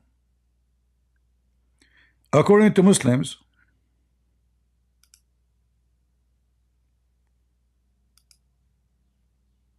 even monkeys, they practice Sharia law, which is true. When I was in the jungle, I saw monkeys throwing rocks. I could not understand why. But then, when I listened to the wisdom Prophet Muhammad, I learned. During the pre-Islamic period of ignorance, I saw a she-monkey surrounded by a number of monkeys. They were all stoning it. That's deep. Because it had committed illegal sexual intercourse. You filthy monkey. You filthy son of muta. You filthy whore monkey. You are sleeping around.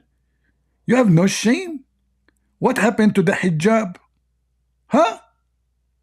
You disobey Allah. You can do muta. Like, did he pay you a banana in return of sex? Exchange of sex? No. Do you have contract, banana contract? No. According to the story, actually, if I show you the real reference, here just is like a little reference about the story, but the story is way long. That this is a female monkey. She is married to Mr. Chimpanzee. He put his head over her arm. He's snoring.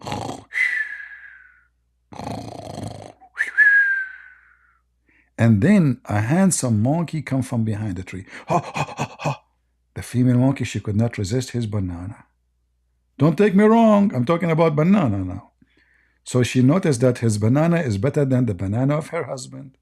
So she decided to go behind the tree and have sex with the sexy chimpanzee. However, she had finished sex, nobody saw him. There's no witnesses, brother. But when she came back, she inserted her hand under the head of her husband, Mr. Joe Biden chimpanzee. But the husband, he woke up. He starts sniffing. He sniffed a smell of semen. Big mistake. She did not wash before she come back to bed. He sniffed her vagina and he starts screaming, Allahu Akbar, and all the monkeys from around the town, they came and they start investigating the vagina and they start sniffing her vagina. Yes, brother, this is a semen. This is not your semen. Miss again. This is not your semen. Okay. No, I did not my semen because I did not have sex with the vagina. I did not even since a week ago. So then they decide that she was fornicating. And then all the monkeys, they gather and they shout Allahu Akbar in the language of chimpanzee, which is, you can hear it from Kamala Harris every day, and Joe Biden. And then they decide Sharia law to stone her. And may Allah have mercy in her soul, she was stoned to death. By the way, Muslims, where is the male? You arrested the female only? What happened to the male? Is he free? He's doing more chimpanzee, huh? True story. Brother, this is true story. Even monkeys are Muslims. What is left? Do we have any Muslim who believes chimpanzees are Muslims as Muhammad? Yeah, at that time, there is no four witnesses. This is new. The four witnesses, something happened when Muhammad's wife was accused of having sex with the guy, his name is Safwan. So Muhammad, he changed the law from 2 witnesses to 4 witnesses. But in the case of monkeys, look like it's hard to find 4 witnesses because everybody, as you know, eat banana. I mean, you know what happened when monkeys see banana? Nobody look what is going around. Okay, we have Cairo. He's coming to join us. He's a Muslim.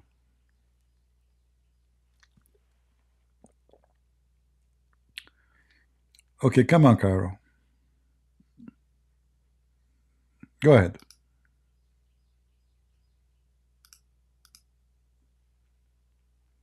Hello? Hello. Hello, hello. Good morning. Good evening. Okay. I wanna ask you one question. Make them 2. Why you are being cheap? That's possible, not problem. Okay, that's very good. So give me the first question. I wanna bet with you if you accept. You want to debate with me if I accept? I reject from the beginning. I want to bet. Don't you know that betting is haram? Is it important for you? Do you want to bet that betting is haram? No, it is important for you? Important for me what? To bet? No, haram is important for you? It's important for you, not for me. And so I decided why you ask me. All right, okay. So go ahead. As long you don't care for haram or not haram. All right, go ahead. No, I asked you. I want to bet with you and you accept it or not. I don't know. My friend, I accept without even the conditions. Just go ahead. Don't make a drama. Okay. But I said the bet. You know the bet? Yeah, the bet is if you lose, you open your camera and you make the monkey dance. If I lose, I will do the monkey dance. What do you think? I offer you if you accept, okay. If you lost the bet, okay, you give your YouTube channel, okay? Is All it right. okay for you? Okay, okay. You have it already. I gave it to you. Go ahead. No, I ask you. I don't know. Oh, are we going to make? Okay, I will give you my. But what you will give me in return if I give you my YouTube? If you lose, what you will give me? Your wife? If I lose, if I lose, I can give you money. What I will do with your name?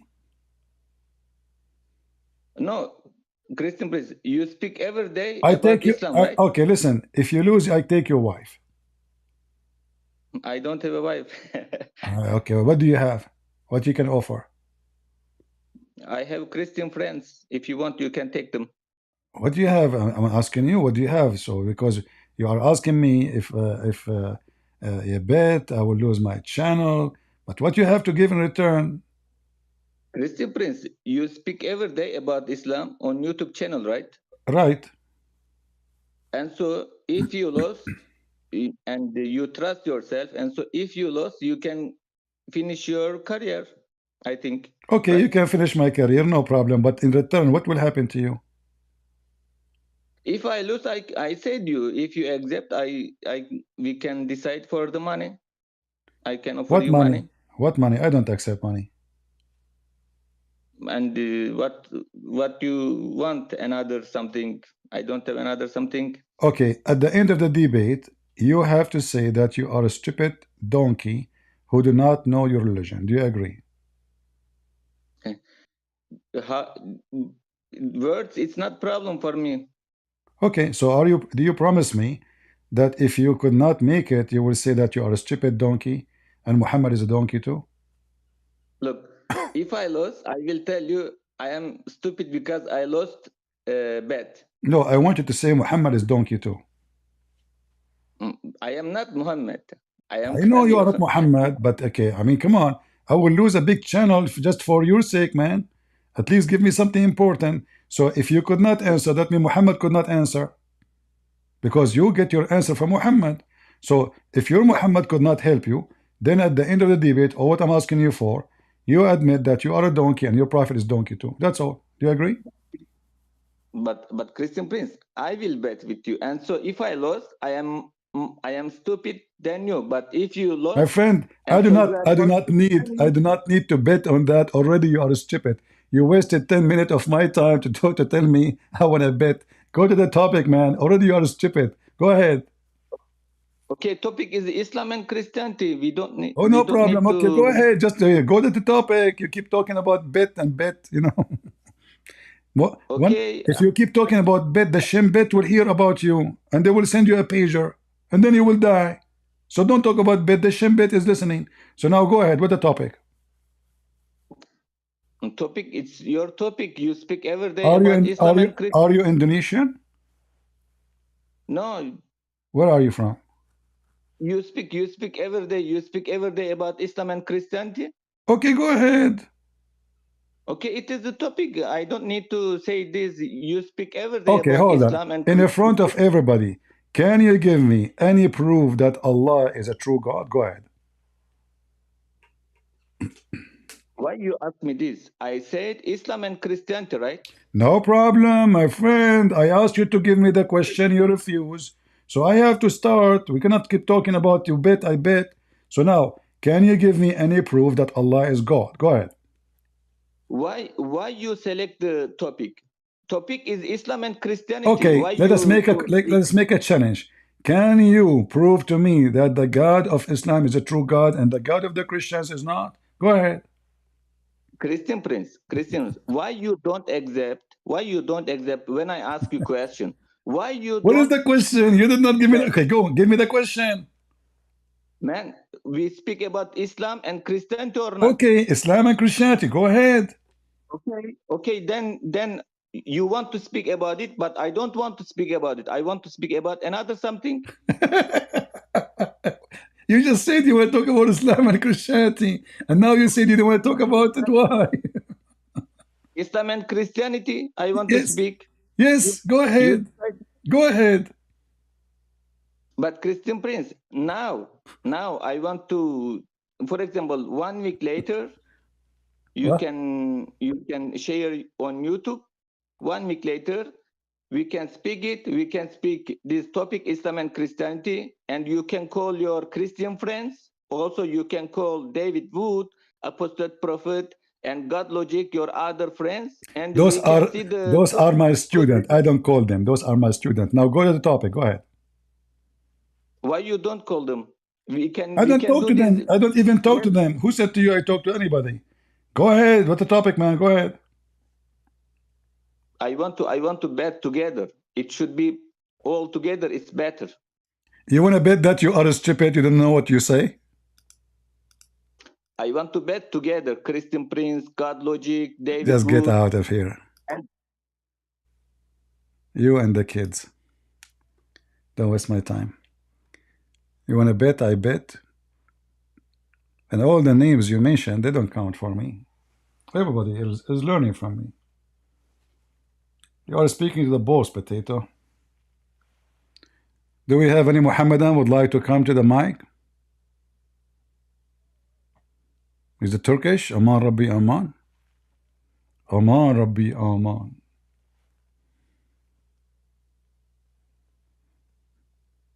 Don't get married, okay? Your wife, she will say to you, honey, come to the bed. We have to make a baby. You want a bed? No, you have to invite all the friends. We cannot make baby. Yeah, honey, we have to, you know. No. If I invite, the topic is babies, you know, versus babies. Okay, but you know what? We cannot invite babies. We have to make babies. We don't invite them.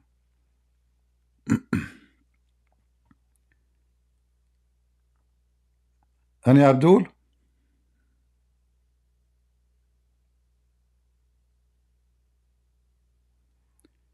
Who is a Muslim would like to join us? You want to bet?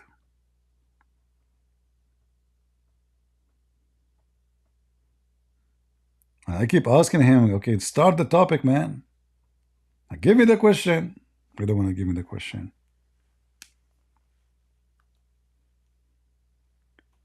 Any Muhammadan?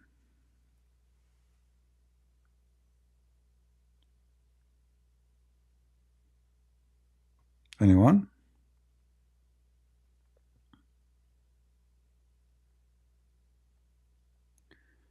Why the Jews say in the Talmud that they stoned Jesus? Well, whatever first of all, Talmud is not an authentic source even for Jews. In fact, many of the Jews don't accept the Talmud, in case you do not know. Secondly, Talmud is not a scripture, is not even a holy book. It is a collection of writing of rabbis. Stories which is fiction, stories which is false, stories which is stupid, and some they are even ugly. It's a satanic book.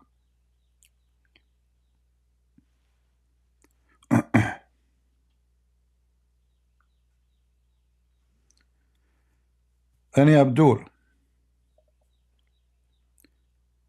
Again, Indonesian people, soon we will start a channel for Indonesia. People from Indonesia, they can call me, even speaking their own language, and I will answer them immediately. Speak in English, but AI, my friend AI, is going to translate my words to you in Indonesian. All right, so prepare yourself, tell your friends, tell the ulama, tell those who call themselves ulama, which means supposedly scholars. In fact, they do not know anything, to bring their guns and to call me. I want to see if there is any brave from those who call themselves scholars dare to call me. And now they have no excuse, because you can call me, speak in your language, and I will answer you immediately in English, but you will hear me speaking Indonesian. It cannot be better than that, right? So inform your friends. Soon we will establish the channel. All those who they are interested, I will make many channels: Korean, Indonesian, Chinese, Russian, and I will give more time to the Indonesian, because Indonesia is the biggest Muslim country. Do you think that AI interpretation will work? Yes. I check it out. It's really good. You know, like I ask AI, translate this. Prophet Muhammad, he said, shake your penis 3 times. So the AI says, Prophet Muhammad, orang penis shako. Okay, translation was perfect. Shako, orang. All right. Yeah, so it's very perfect translation. Don't worry about it.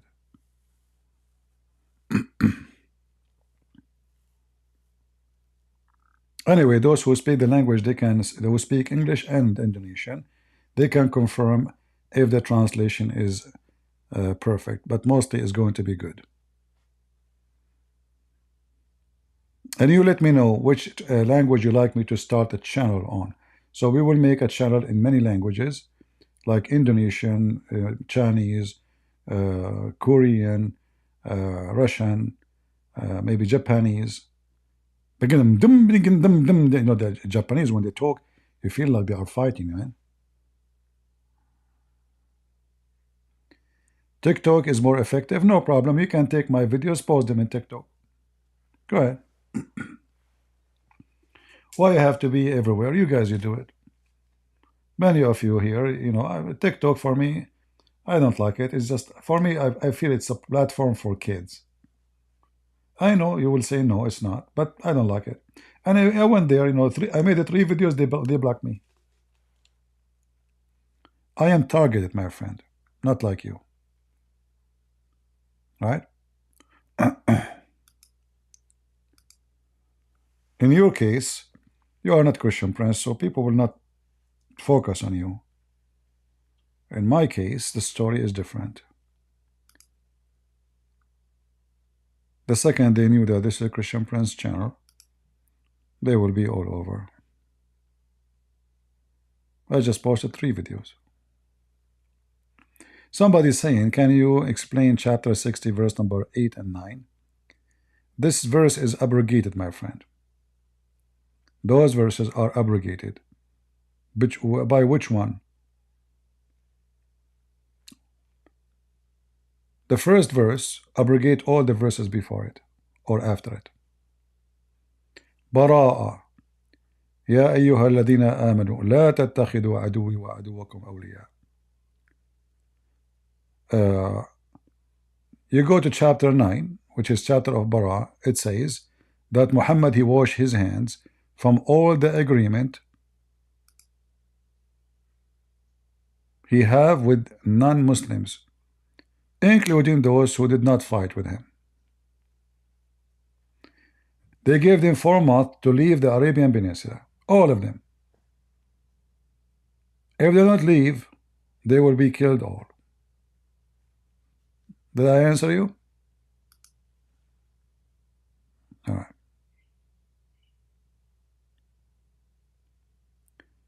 Maybe I should make a Spanish channel too. And I will call it the Basura channel. The Muslim, they say the polytheists broke the peace agreement first. No. As you see here. Do you see it? It is Muhammad who broke the peace. He sent Ali with letter to the people of Mecca, saying to them, you have 4 months. They were not fighting at that time. This is why it says Bara, freedom from obligation. So who is the one who broke the agreement? Muhammad.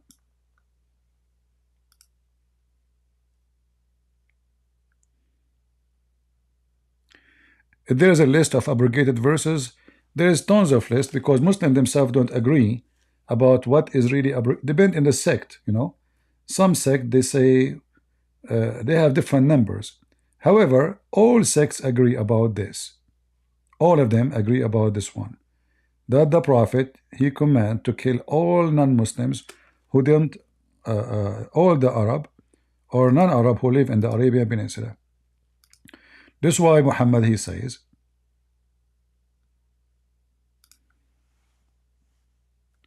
that if he become victorious, he will expel all the Christians and the Jews from the Arabian Peninsula.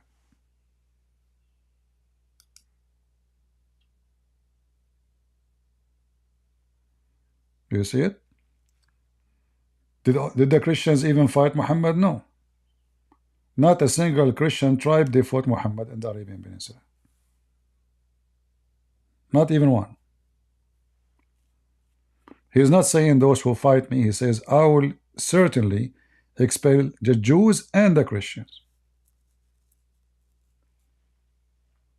So only Muslim. This is genocide.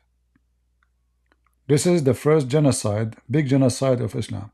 They killed everyone who is not a Muslim in the Arabian Peninsula.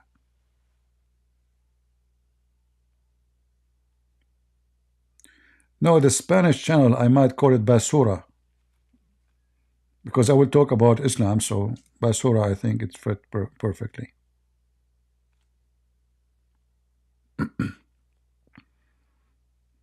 The first time I learned about Basura, there is a guy, Mexican guy. He come and he throw garbage in the front of my, in my container. So I was waiting for him, you know. So I came to him. I said, hey, why you are throwing garbage here? Throw it in front of your house. He said to me, Basura, Basura. I said, listen, Mr. Basura. I thought Basura is his name. I said, listen, Mr. Basura, you cannot throw your garbage here. You throw it where you live. Throw your garbage there. He said, Basura, Basura, senor. I said, okay, senor Basura, I get it. Why you are throwing your garbage here? Then there's a guy was walking by. I said, can you translate, please, what's going on here? So he said to me, his name is not Basura. He's saying Basura is a word mean garbage, you know. So this is the first Espanol word I learned, Basura. So the guy was throwing garbage in the front of my place and thinking that it's okay to throw that in any container for garbage, he throw it. You know, I don't know what he throwing there. Maybe there's something not legal. All right, no problem. We will open many channels. We will see. We will start with the most important ones, which is Indonesia, because Indonesia is the biggest Islamic country in the world. I will make the Indonesian ulama shish kebab. With guns, without guns, our guns is bigger. Don't you know, Muslims? Look at those guns. What the heck is this? What the heck is that? Don't show it to my cousins. Toys? Shame on you.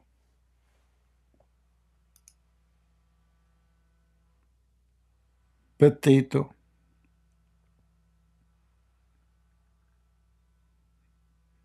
Yeah, they are toys.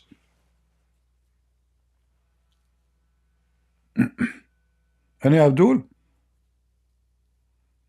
Who is Abdul would like to convert me to Islam?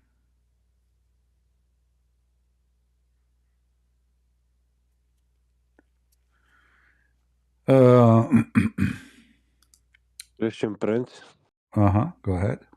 I have a question regarding the Christians of Arabia. Did they used to use the name Allah before Islam? I believe that the Christians in the Arabian Peninsula, they have no Bible written in their language, and this is why we see in the Quran it says that Waraqa ibn Nawfal, he was translating the Aramaic. One hadith says Aramaic, other hadith says Hebrew into Arabic, which means at that time there's no Bible in Arabic. So nobody knows really for sure what the Arab in the Arabian Peninsula used to use as Arab Christians. However, there's no reason for them to use a name of a pagan god to be their god. And there is many reasons for to believe in that, because Allah is a pagan god. So why an Arab Christian exist in the time of Muhammad will use the word Allah? I don't know. That's what I'm asking Yeah. you. That's why I wanted to know. So we notice that the word Allah is used only wherever Islam is exist. Only where Islam is exist, the word Allah is used. So they most likely would have used Ilaha or Ilaha. No, that is different word. Ilaha, this is not correct word. It is Il. It's just a word meaning God. This is not a name. Il. No, Aramaic, Ilaha. No, it's just, that is a sound, a musical sound. It's not part of the word. Il or Al. Like Daniel, Prophet Daniel, end with the word A-L or letter A-L, which means God. All right? So Ishmael, the old Hebrew, is not Ishmael, is Ishmael. So this is not a name. This is just a word meaning God. The Muslims, they have a name. It's a name. So when we say Elohim, Elohim is not a name. It's not. It's just Il, and make it plural word. It's Il. All right? Like when the Messiah, he will live with us and he will be called Emmanuel. Il. Il is the word God. God is with us. So this is not a name. This is just a generic word meaning God. However, Allah is used as a name for the Muslim. It's not a word meaning God. It's a name. Correct? Yes. So what the Christians they have il or al as a word meaning God. What the Muslim have is Allah, which means God la. So the name of the God of Islam, the word al is already exist in it, which means God. This is Aramaic word al. So God is lah. The name of the God is La. Allah. Yeah, I see. And if you search Waraka right ibn now, you go Nawfal. search in Google, search for God La, you will find that La is the moon god. However, the God of Islam have many names. As example, Yasin. Yasin. All of those is coming from the Aramaic. So if we go to chapter 36, And Waraka ibn Nawfal, was he a heretic? He was not. Was he a true Christian or a heretic? we do not know much about him, but obviously he is no Christian in any mean. Chapter 36, verse number 1, it says, Ya sin. You see it? Yasin. Yeah, والقرآن الحكيم. Ya is a word mean God. Ya is a word mean God. Sin is the name of the moon god. How do you know that? This is a historic. This is not something secret. You research these things? You can go right now, type in Google sin, God sin. Just type it. Yeah. Okay. I will. Same time, even the Muslims in their interpretation agree. They are confused about the word meaning. They don't know, which is again proven to be stolen from other languages. Here, you will see that the Muslim they say here that this is coming from the Syriac language. Do you see it? There you go. Yeah, Syriac. All right. But then if you go here to different interpretation, and I agree with it, it is Syriac. Or Aramaic. Here it says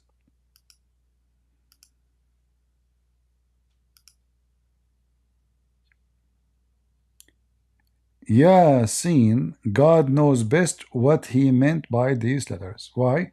Because this is a word it's foreign for them. They don't know what it's mean. So they think even it's letters, but it's not.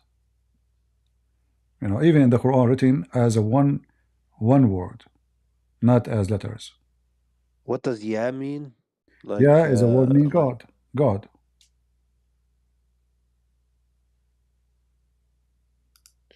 Oh, I thought it's like Yasin, like Ya Muallim or something like. Oh, No. Like you see, all those are coming from other languages, either Hebrew or Aramaic or Egyptian. All right? Egyptian. Exactly. So the meaning of it is a word God. So when you say Ya seen, you say God seen or God sin. I see. Okay, CP, I see you have a Muslim here, so I'm gonna let you fire up your barbecue. Yeah. Thank you. All right. Hey, CP, yeah, sorry, I'm back. So I told you I'm Hindu, right? He is not a Just Muslim. to, Okay, go ahead. Yeah, I've been, listening to the conversations, so many things that I've been recently brushing up myself, and also what I wanted to talk, some of these you already touched. So just to the previous conversation, I've been paying attention to a lot of these supposedly Muslim moderate academics, not, apologists, academics who are doing research in universities and, Harvard and, different universities in Europe and so on. So this is what I heard one of the professor in one of the channels say. So Allah, we know this goddess Allah, right? They have out of the three goddesses in what is this You are Arabia. speaking so So what he fast. said is, Your accent is hard for me to understand. Speaking so fast, so I'm not able to okay, follow. let me repeat slowly. Sorry. So what I'm saying is I've been listening to some of the academics, like Muslim academics, for example, professors in Harvard that have Islamic studies, and also some other universities in Europe and so on. And in one of the conversations yesterday, this is what this is on a Muslim channel, supposedly a moderate Muslim channel, primarily focused on academia, not really on apologetics.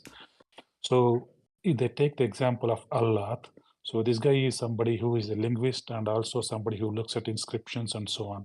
So they were trying to find pre-Arabia history and so on. So they looked at ALLthat and mentioned in some of the previous texts in in Arabia, and then they found out, okay, if it is ALLthat, is she only by herself? They found out she has a father, so on. So what he said is ALLthat is just means it's a goddess, just like Allah is a god, but it was derived from a previous god that they have, the pantheon of gods.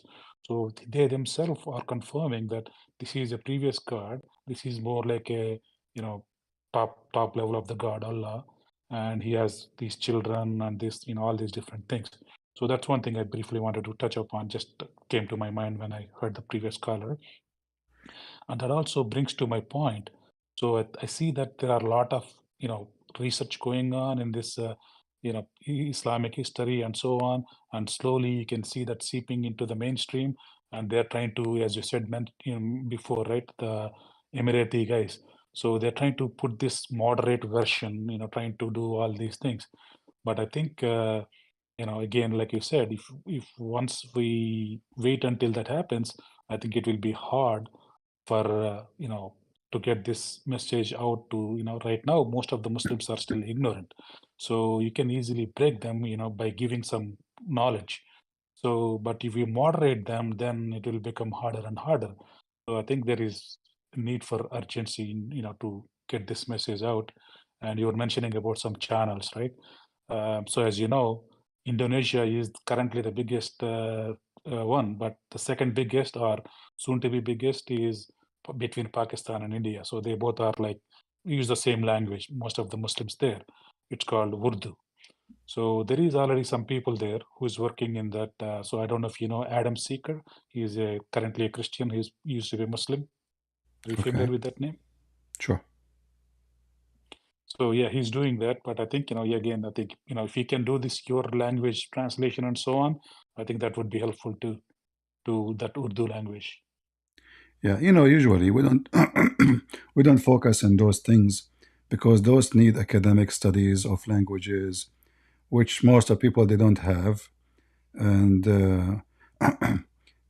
going back to history, even history cannot provide us much about the origin of them.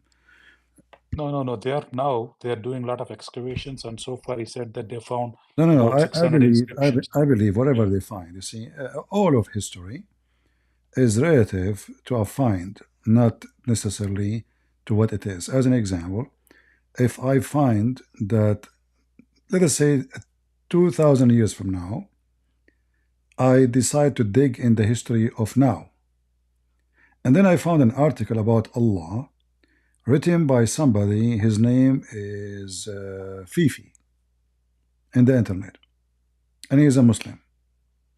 So I can take what Fifi said to be granted for information, or I can say, well, this is just a find.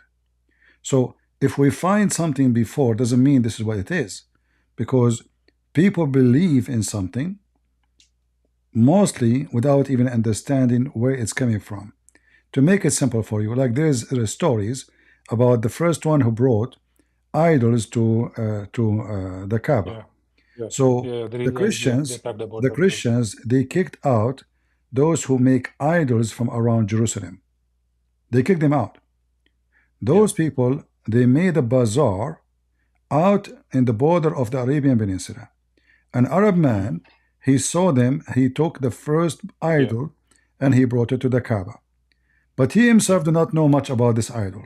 He did not know why it's called this way.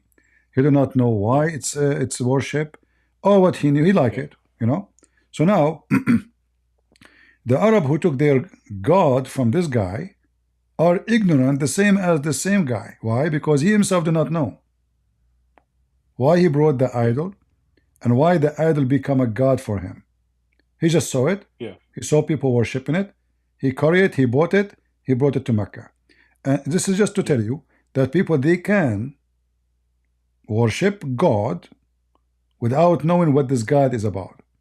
So can we take what they are saying as a source of the origin of it? No, because they themselves, they are just copying someone else.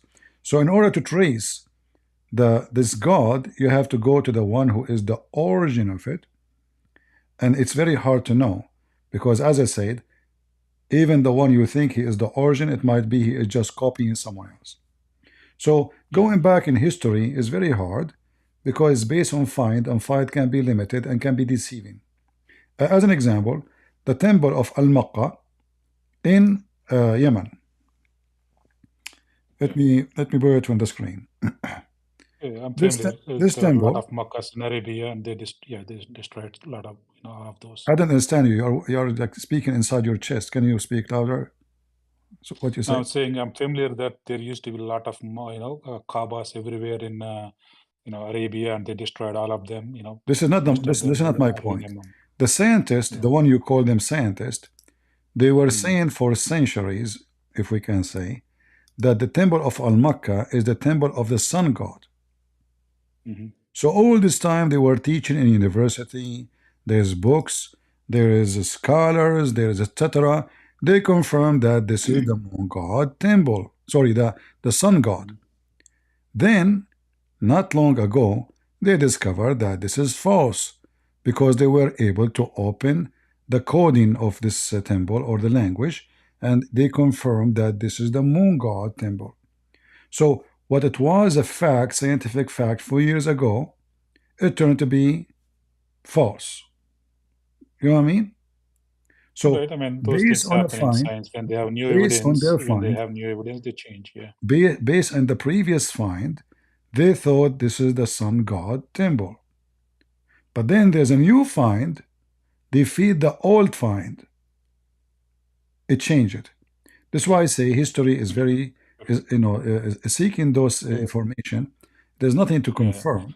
The only thing we can confirm is languages.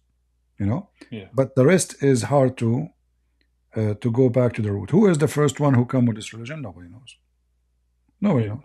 So one more point is, you guys in the first call you talked about these things, and which is this prophet has ellipticity or whatnot, right? So my name, as you see, my handle is Abdullah Gondal. He's actually a neuroscientist. He's actually a jihadi. He used to be a jihadi in Pakistan. He came to Canada to study as neuroscience, and then he left the religion.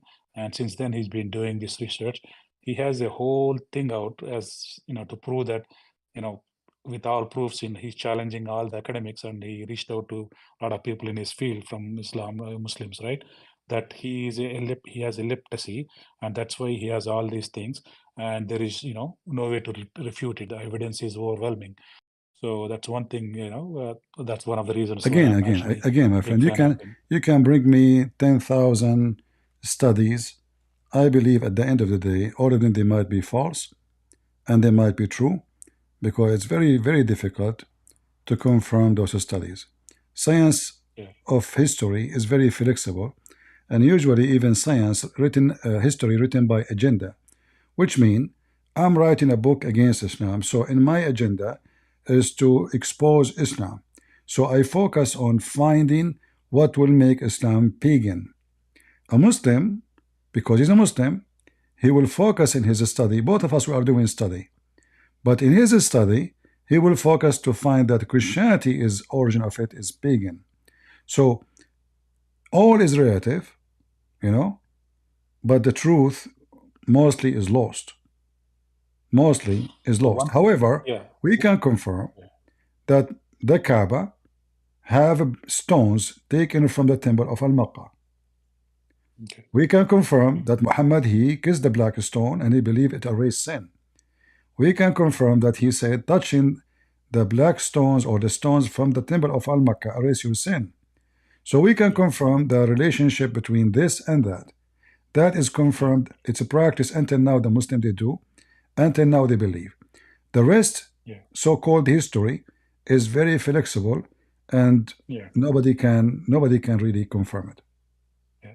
So one more thing, you talked about ellipse at sea, and also you talk about this Muhammad birth, like that's also one thing Abdullah Gondal came to learn from him, like the 4 years between his father and so on. There are different versions, whether it is 1 year or 4 year and so on.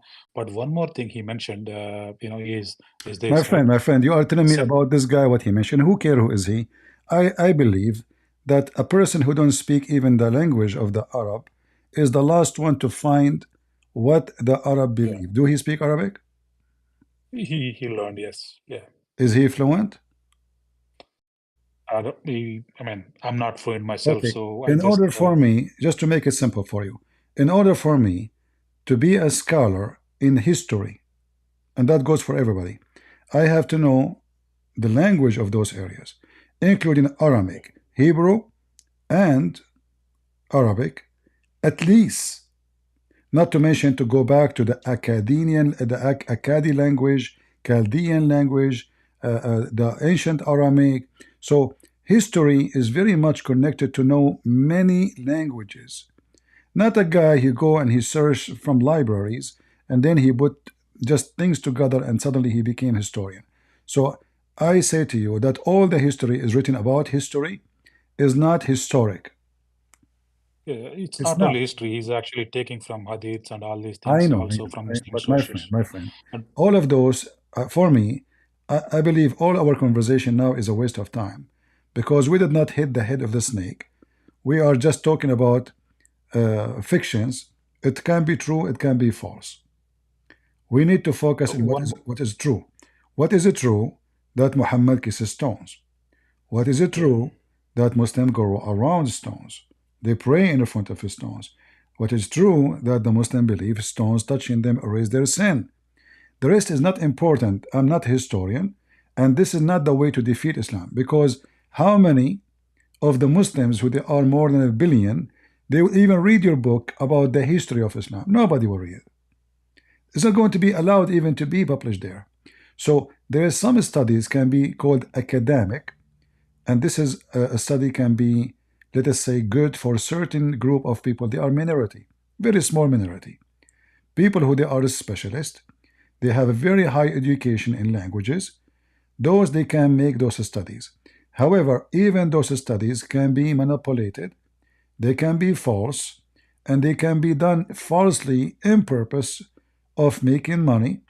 As an example, when a guy he made a book, it's called the top 100 influencer in the world.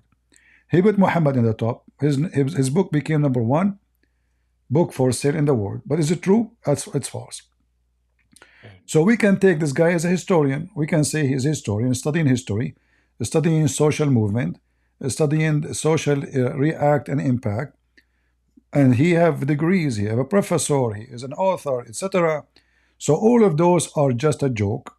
They don't count for me. What make Muhammad a prophet is not there. Is not history. so what? Is not Yeah, history would defeat Muhammad.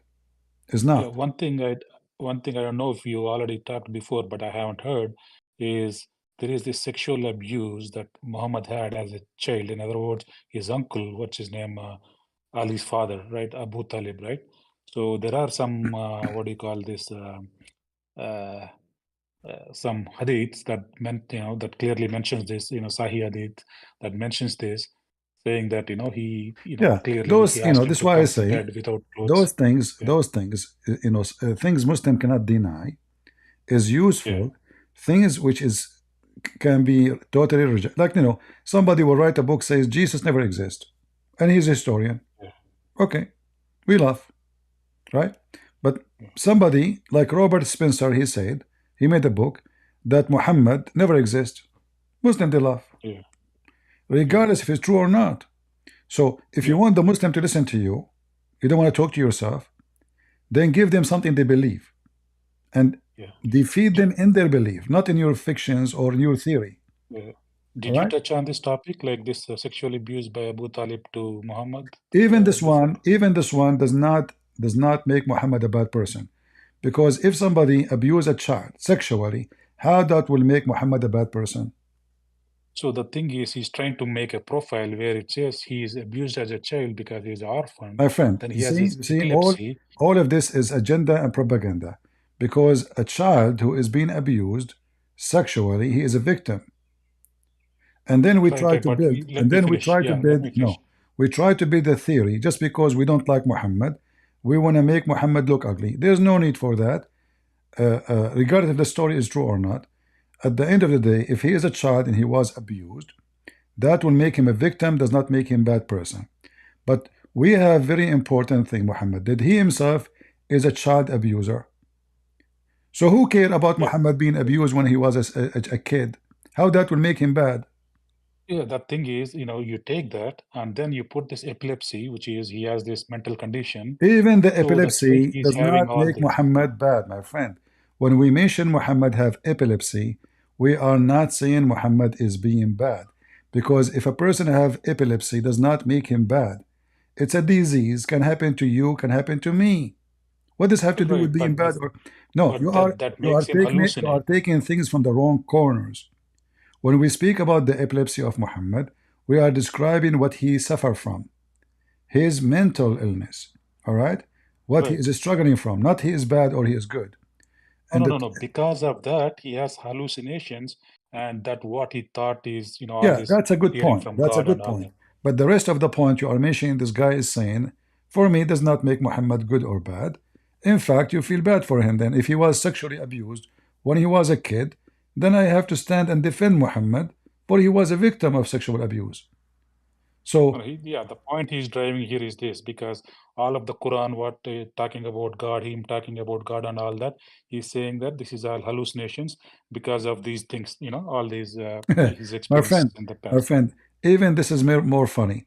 So, is Muhammad now hallucinating or he is a false prophet? I mean, both. I mean, if he's hallucinating, he's not a Okay, prophet. so if he is a person who he think he see things, that means Muhammad is not lying. This is what he imagined. He's not a liar. He is just saying what he see. If Muhammad is a false prophet, is different story, because false prophet is a person who he knew is false. So I'm asking you, do Muhammad he was lying or he was just hallucinating? You said both, right? I mean, it could be both too. So he's hallucinating, Yeah. and then once he But why hallucinate, to we build want on to that, waste our time and our conversation now? All of it is a waste. If all what we need is to prove that the Quran is false, who care if Muhammad was hallucinating or not? Who care if Muhammad was sexually abused or not?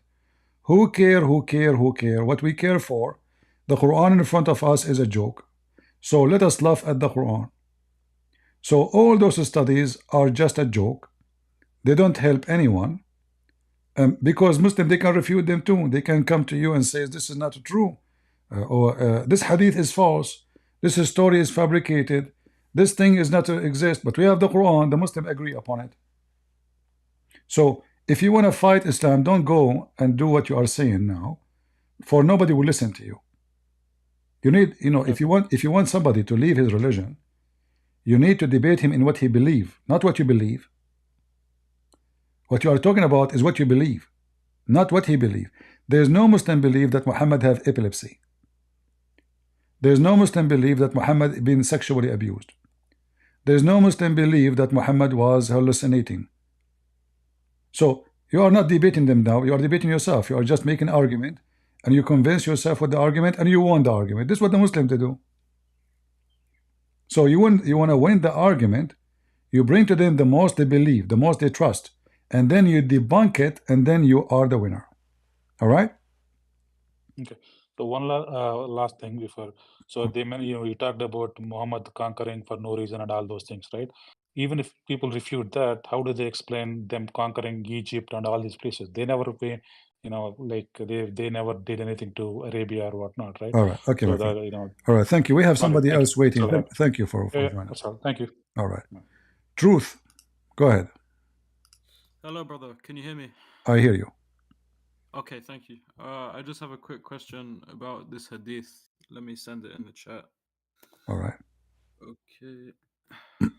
Here's the one. Mishkat al-Misbah, okay. Yeah, and it says here that Aisha, she said that Muhammad said to Aisha that babies can go to hell in Islam. This is what it says in this hadith. Yeah, and what is your question? Is this a contradiction? Because from what I was aware, that children could not go to hell in Islam, right? Where you know that? From, I think, Ibn Kathir, he said that they can't go to hell in Islam. Well, Ibn Kathir, first of all, you see, Ibn Kathir is just a Muslim cleric trying to defend Islam. He's like a YouTuber in his time. He's an idiot. However, Muhammad, he confirmed, because Muslims believe in destiny. Correct? Yes. Yep. And as long as they believe in destiny, then destiny means that before you are born, the God, he decides where you will go. Correct? Yeah, and then they tell you, oh, there's some Muslims that will try to lie and they'll say, oh, there's still free will in Islam, even though there's predestination. Of course, they're lying, but no, there is no free will. There is no Muslim will say there's a free will. This is a lie, because the Quran and the Hadith is so clear. So I advise you not to use the word contradiction when you speak about Ibn Kathir. Ibn Kathir is nobody. He's like a YouTuber in his time trying to refute the Christians in the time, in his time, in Syria. He have a lot of poo-poo, and the Muslims, they make a big mistake actually when they say, let us say what Ibn Kathir is saying. But the second we show them what Ibn Kathir says, they start regretting, and they say, as I told you, well, he is just a human, he make mistakes, So don't go by that, go what Muhammad said. The important here, that according to Islam, is not what you do will make you go to heaven or to hell, is Allah's decision for you before he created you. Which means all the idea of being a believer or disbeliever is stupid, because simply, if you are a believer, you did not believe, it's Allah's decision for you to be a believer or to go to heaven, or to be a disbeliever and you go to hell. So Islam is invalid because the idea of me believing to be saved does not exist. And that will be a contradiction for what the Quran is saying, because the Quran says those who believe, okay, they will go to heaven, they will have guardians. But then we find that those who believe, they did not believe. In fact, they've been forced to believe before they are created. So in chapter 2, verse number 25 says, give a glad tidings to those who believe and do righteousness and good deeds. Okay, why? Because they will go to heaven. Okay, wonderful. So based on this verse, if you believe and you do righteousness and you do good deed, you are going to have a garden. Wonderful. But based on what the Quran is saying in different verses and the Hadith, all of this is written for you before he was created. So what the point? Which means you did not do good deeds. It was Allah decide for you to do what to do, and you do it. You did not do righteousness. It was Allah's decision, or even doing bad. So bad or good is a decision made by Allah. And that is a contradiction for the Quran in many places. So how I will go if I do good deed to heaven? But then you say to me, it is Allah decide what deed I will do before I was created. So if we go in the Hadith here, we will find that when you are a semen, not even a baby yet, Allah, he sent an angel inside the mother belly or her womb, depend in the Hadith what it says. And then this angel, he asked Allah to write down his deed. He will be bad or good. All those Hadith are saying the same, all of them. So and then this person, he will do as Allah decide for him to do. So where is the free will? And what do you mean if you believe? So simply there is no belief in Islam. This is why the idea of believing or disbelieving in Islam is a stupid idea, for belief does not exist. If we read here the Hadith that Muhammad, he says that when you are created as a human, gathered in the form of semen in the womb of your mother for 40 days, which is a big fat lie because, you know, semen cannot even live more than 5 days maximum. Then it become a clinging thing. In fact, it says alaqa, which means dead blood, for a similar period, and then become a lump and the flesh like that for a similar period. And then Allah, He sent the angels who breathe life into it. So until now, you have no life on you. Allah And it says, is not even the one who created you. It's the angel. For the angel is the one who breathed life to you. And then the angel is commanded to record 4 things: his provision, the term of life in the world, his conduct, and whether he will be happy or miserable. So what is left? Right? yeah, so this is the one you're talking about, Riyadh as Salihin 396.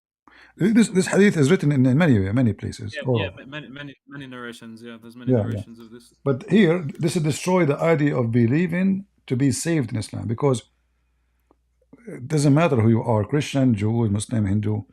Allah wrote for you in your mother womb what you will be. So what's the point of the religion if you can't Nothing, because it's a predestiny. There's nothing. It's a predestiny. So Allah, he created you to go to hell, Yeah, basically. and not only that. Look, Muhammad here, he said, and even he swear, he says, by the one beside whom there is no God, verily one of you would perform action of doer of Jannah, which mean heaven, until there is only one cubit between him and Jannah, and then what is foreordained would come to pass. You see it? Yes. Yeah, I'm reading it. And then what will happen? Then he performed the action of people on made of hell, and he enter hell. So what the point? There's no point. So Allah, He created people to go to hell or to go to heaven. No one has any choice. Exactly. Other hadith about Adam, I don't know if you know it, that Allah, He hit the shoulder of Adam, his right shoulder, and the white people came from there, and He said, you go to heaven and I don't care. And He hit the left shoulder of Adam, and the black people come from there, and He said, you go to hell and I don't care. Yeah. So it's all about destiny, and this is why you believe or you don't believe in Islam is a stupid idea, because belief is not important. It's what Allah foreordained for you.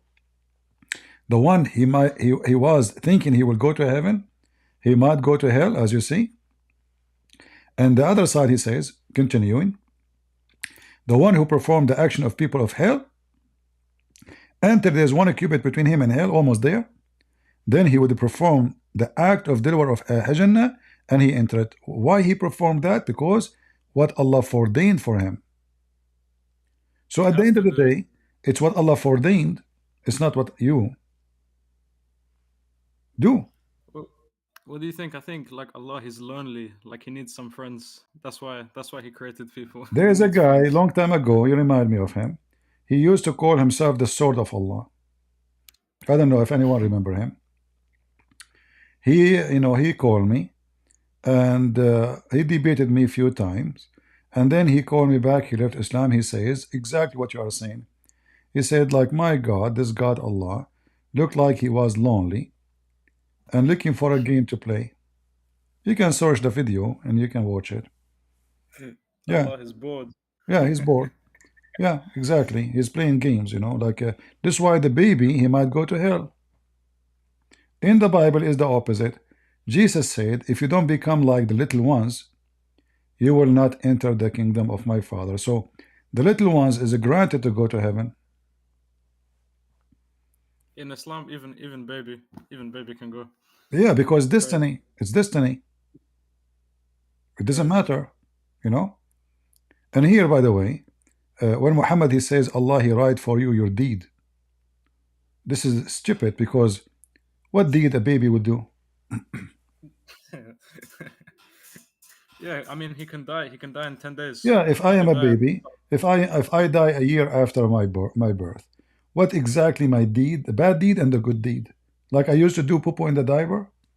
That is the bad deed. Even this one is fertilizer. Thank you, brother. Thank you. You're welcome. Thank you. Islam is just a stupid cult, It's It's a joke. endless stupidity, and the Muslim, they try to fix it wherever they go. It cannot be fixed. It is a joke. It's a joke. Complete joke. Yeah. All Thank you, right. guys. Thanks for having me. All right. Thank you. Do we have any Muslim? Today we have only one Muslim, but he have to go. Actually, we have two. The other one, he wanna bet with me. He wanna bet me. Do you wanna bet? Hey, welcome, my friend from Utah. How is Utah? Is it cold now? Must be cold. Do we have any Muhammadan?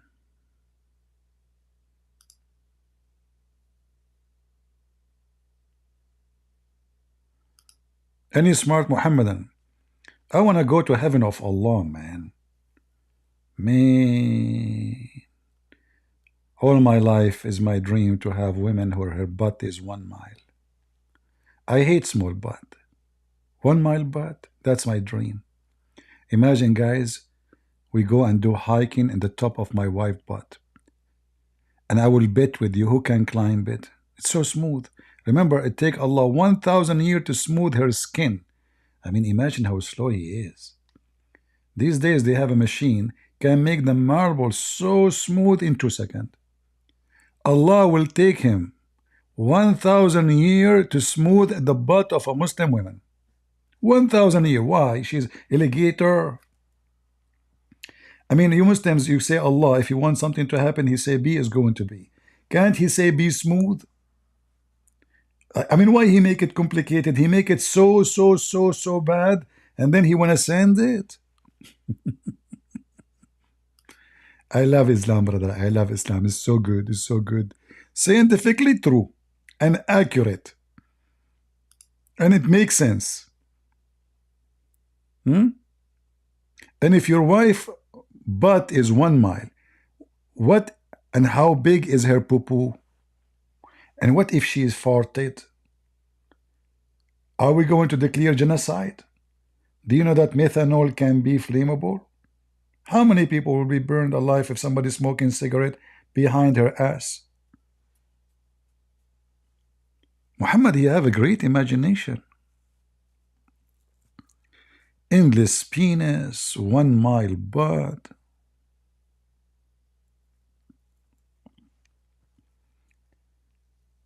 All right, all right. Any Abdul? And then they go to those Western and they say, brother, Islam is amazing. Scientific miracle. The Quran is full of science. Any Muslim want to show us the science of Islam? Anything? Where is the Muslims today?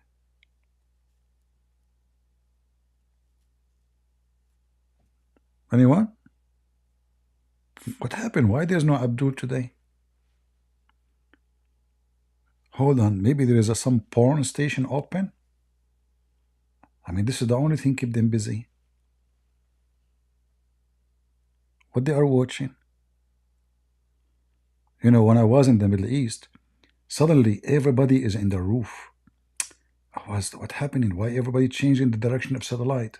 The whole city, man. The whole city is on the roof. And then afternoon, I was a teenage. I went in the, walking with kids in my age. They told me, did you change the satellite direction? I said, why? They said, all the porn stations, they switched their direction. You cannot watch them no more. I said, really? And now I know the Hajji, the sheikh next door, he was shouting to his son, is it coming now? Do you see it? You know, like from the top of the roof. You know, in the Middle East, we have concrete roofs, not like in America. So, do you see it? You know, yeah, to the left, to the right. Stop. You know? The whole city on the roof. And right away, if you go in the roof, you will see right away who's watching porn. Because the stations where the porn stations are located is in a certain direction. The whole town, man, everybody is believer. And Friday, they are dressing white. And man, those porn stations, they cause the biggest massive divorce in the Middle East. A Middle Eastern guy, he go to the bedroom, he look at his wife, oh God, look what I have. He opened the TV, he saw those girls. Oh boy, this is the girls I want. And then every family have a divorce. The power of Android tits. Any Abdul?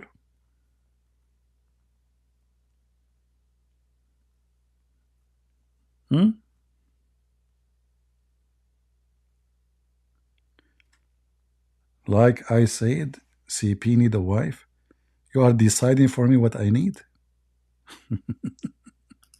Okay, thank you.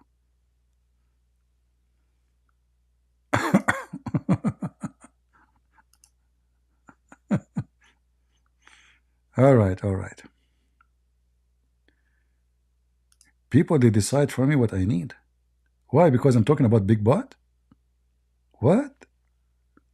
You get me wrong? How about joking? Oh boy.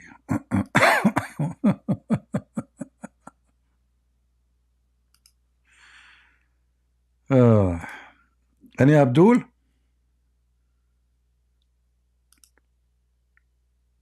You know, big butts, big breasts, they can be useful. As an example, what if the flood of Noah happened again? You need the breast like Muhammad he described in the Quran. The first thing you do, her butt and her breast will make her float. Especially if she is full of gas. You know, she will float. So you will never go, drowned. Just, hold her. There's a benefit of that. Any Abdul? Take care of my throat. Don't worry about my throat. It's okay. No Muhammadan today. That's it. Are we done? Guys, I have to go. Those Abdul, they scare me. Look at this. They put panties, white panties, and they made a hole in it. And then they went and they bought plastic guns. They are not even real guns.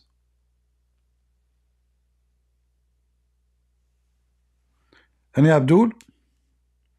And then when the real guns come to them, they go in the tunnel. And they scream, ceasefire, no, ceasefire, no. Potato. You fail in war, you fail in the bedroom, you fail everywhere. Muhammad, he have 24, 25 women according to Muslims, yet he failed to make one of them have a baby. Just one.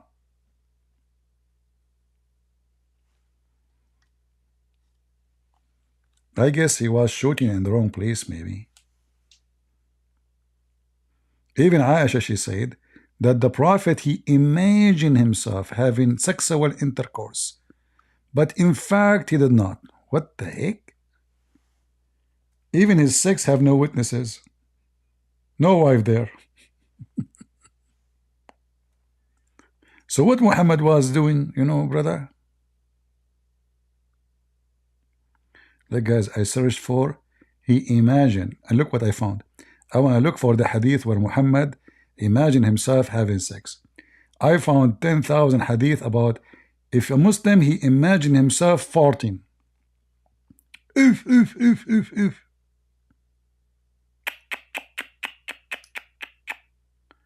Brother, you are praying to Allah now. My uncle asked Allah Messenger about a person who imagined to have passed wind during the prayer. Allah pastor replied, says, he should not leave his prayer unless he hear the sound and he smell it. What if I heard it but did not smell it? What if I smell it but I did not hear it?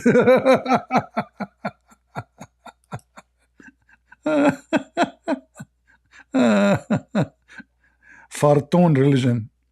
The Fartoon prophet, he have the best advices. So imagine, this is why the mosque smells so bad.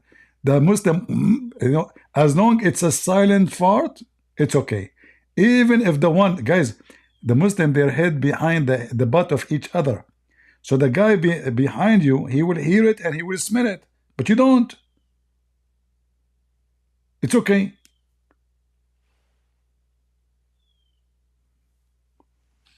What if it's a deadly fart?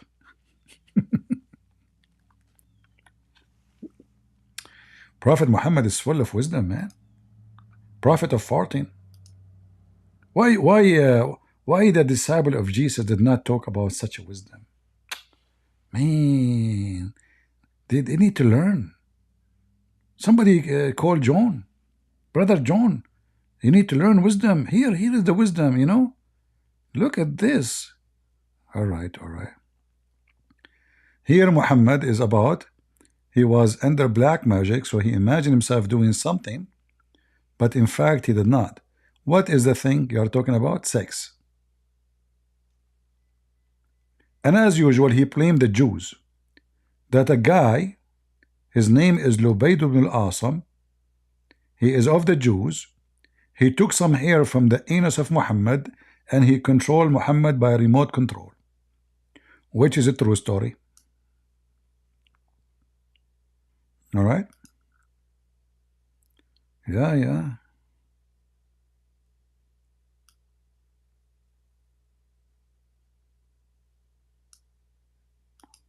Let us see this one. Hold on.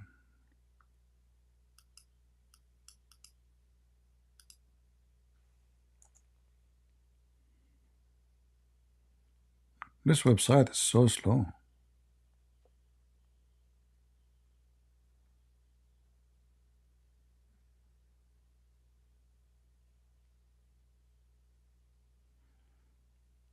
Yeah, here, you see? They blame Muhammad, he blamed the Jews for any stupid thing in his life. A Jew from among the Jews? He is a Jew from among the Jews? No way.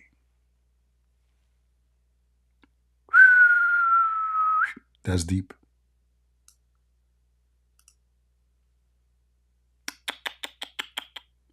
He is a Jew from among the Jews, who his name is Lubayd. He cast a spell on the prophet. Okay, how is a prophet protected by Allah and somebody can cast a spell on him?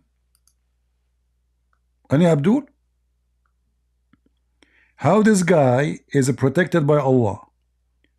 Then a little Jew, Jack Shalom, with some hair coming from his side of his head, wearing a hat, Ashkenazi Jew, he cast a spell on Muhammad.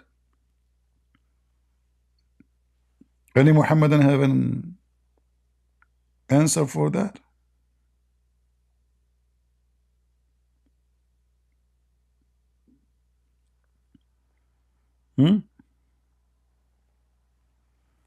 That easy? He's a prophet of God. Anyone can cast a spell on Muhammad.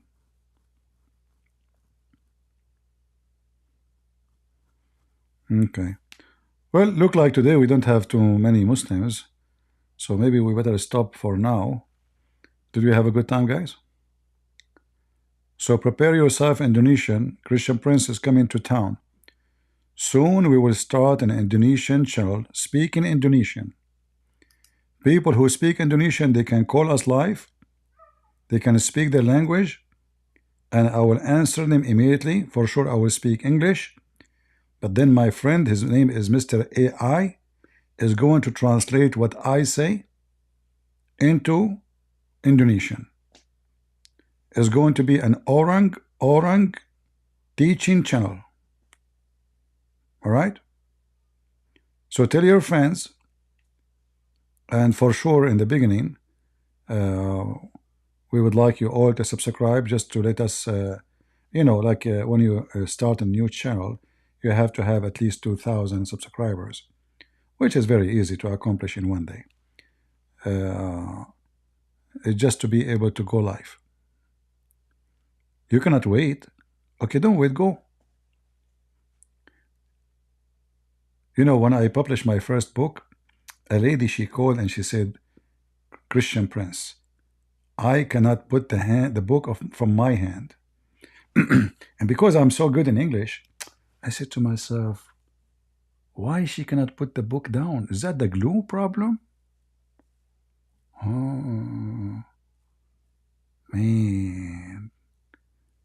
This printing company are doing bad job. She said she hold the book, she could not put it down. I said, uh-oh, she is going to sue me now. We are Arab, my friend. We understand all languages. We are the best. They are smarter ever, the smartest, you know. Everybody wear vest for hunting, for cold, except us. We have suicide vest. The first people in the world who come with suicide vest. Can you deny that? Look at you, look at you. I shamed you all. You cannot do that, you know.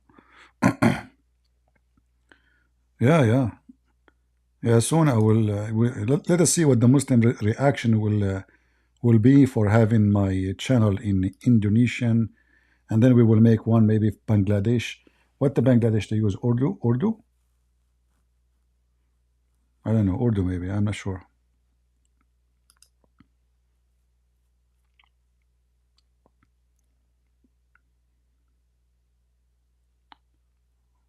Yeah.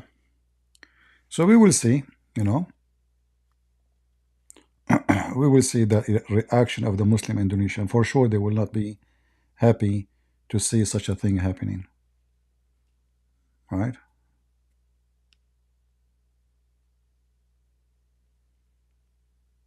You look like an Arab, but you are from Dominican Republic? Siri, you look like us?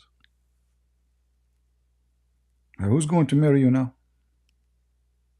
I feel sorry for you. That's a big problem. However, don't worry. You can go fly right now to Thailand. They have a new butt, new nose, new lips. I mean, they can change you. You go inside the clinic, they have a catalog. They will show you, like, you want to be like so handsome, like as an example, Zakir Naik. Good Prince, first of all, I'm the most handsome person in the world. Okay, you know that. I'm just joking with the guy, man. What are you going on? You cannot take a joke for a second. I'm just telling him that you are the most handsome. That's why I mentioned your name. I did not mention anyone's name because who is beside you? Nobody. Exactly. Thank you very much for one time in your life you tell the truth. I'm the most handsome in the world. Zakir, just a question. When you wear a jacket, are you wearing the jacket or the jacket is wearing you? Prince, this is a question. It's very hard to answer because simply sometimes in myself I'm confused. Sometimes I feel that I'm wearing the jacket. Sometimes I feel that the jacket is wearing me. Okay, hold on. You are confused yourself. Who is wearing who? So what do you think? What is the conclusion? Prince, it's very simple. The jacket is made by the kuffar. I am made by Allah. So sometimes I am sinner. So the jacket is wearing me. If I am following Allah, I will be wearing the jacket. Which means I'm in control. Oh, okay. I never thought about it this way. All right.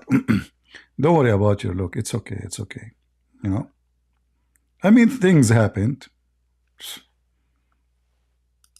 You know? Look at me. I mean, don't look at me. For your safety.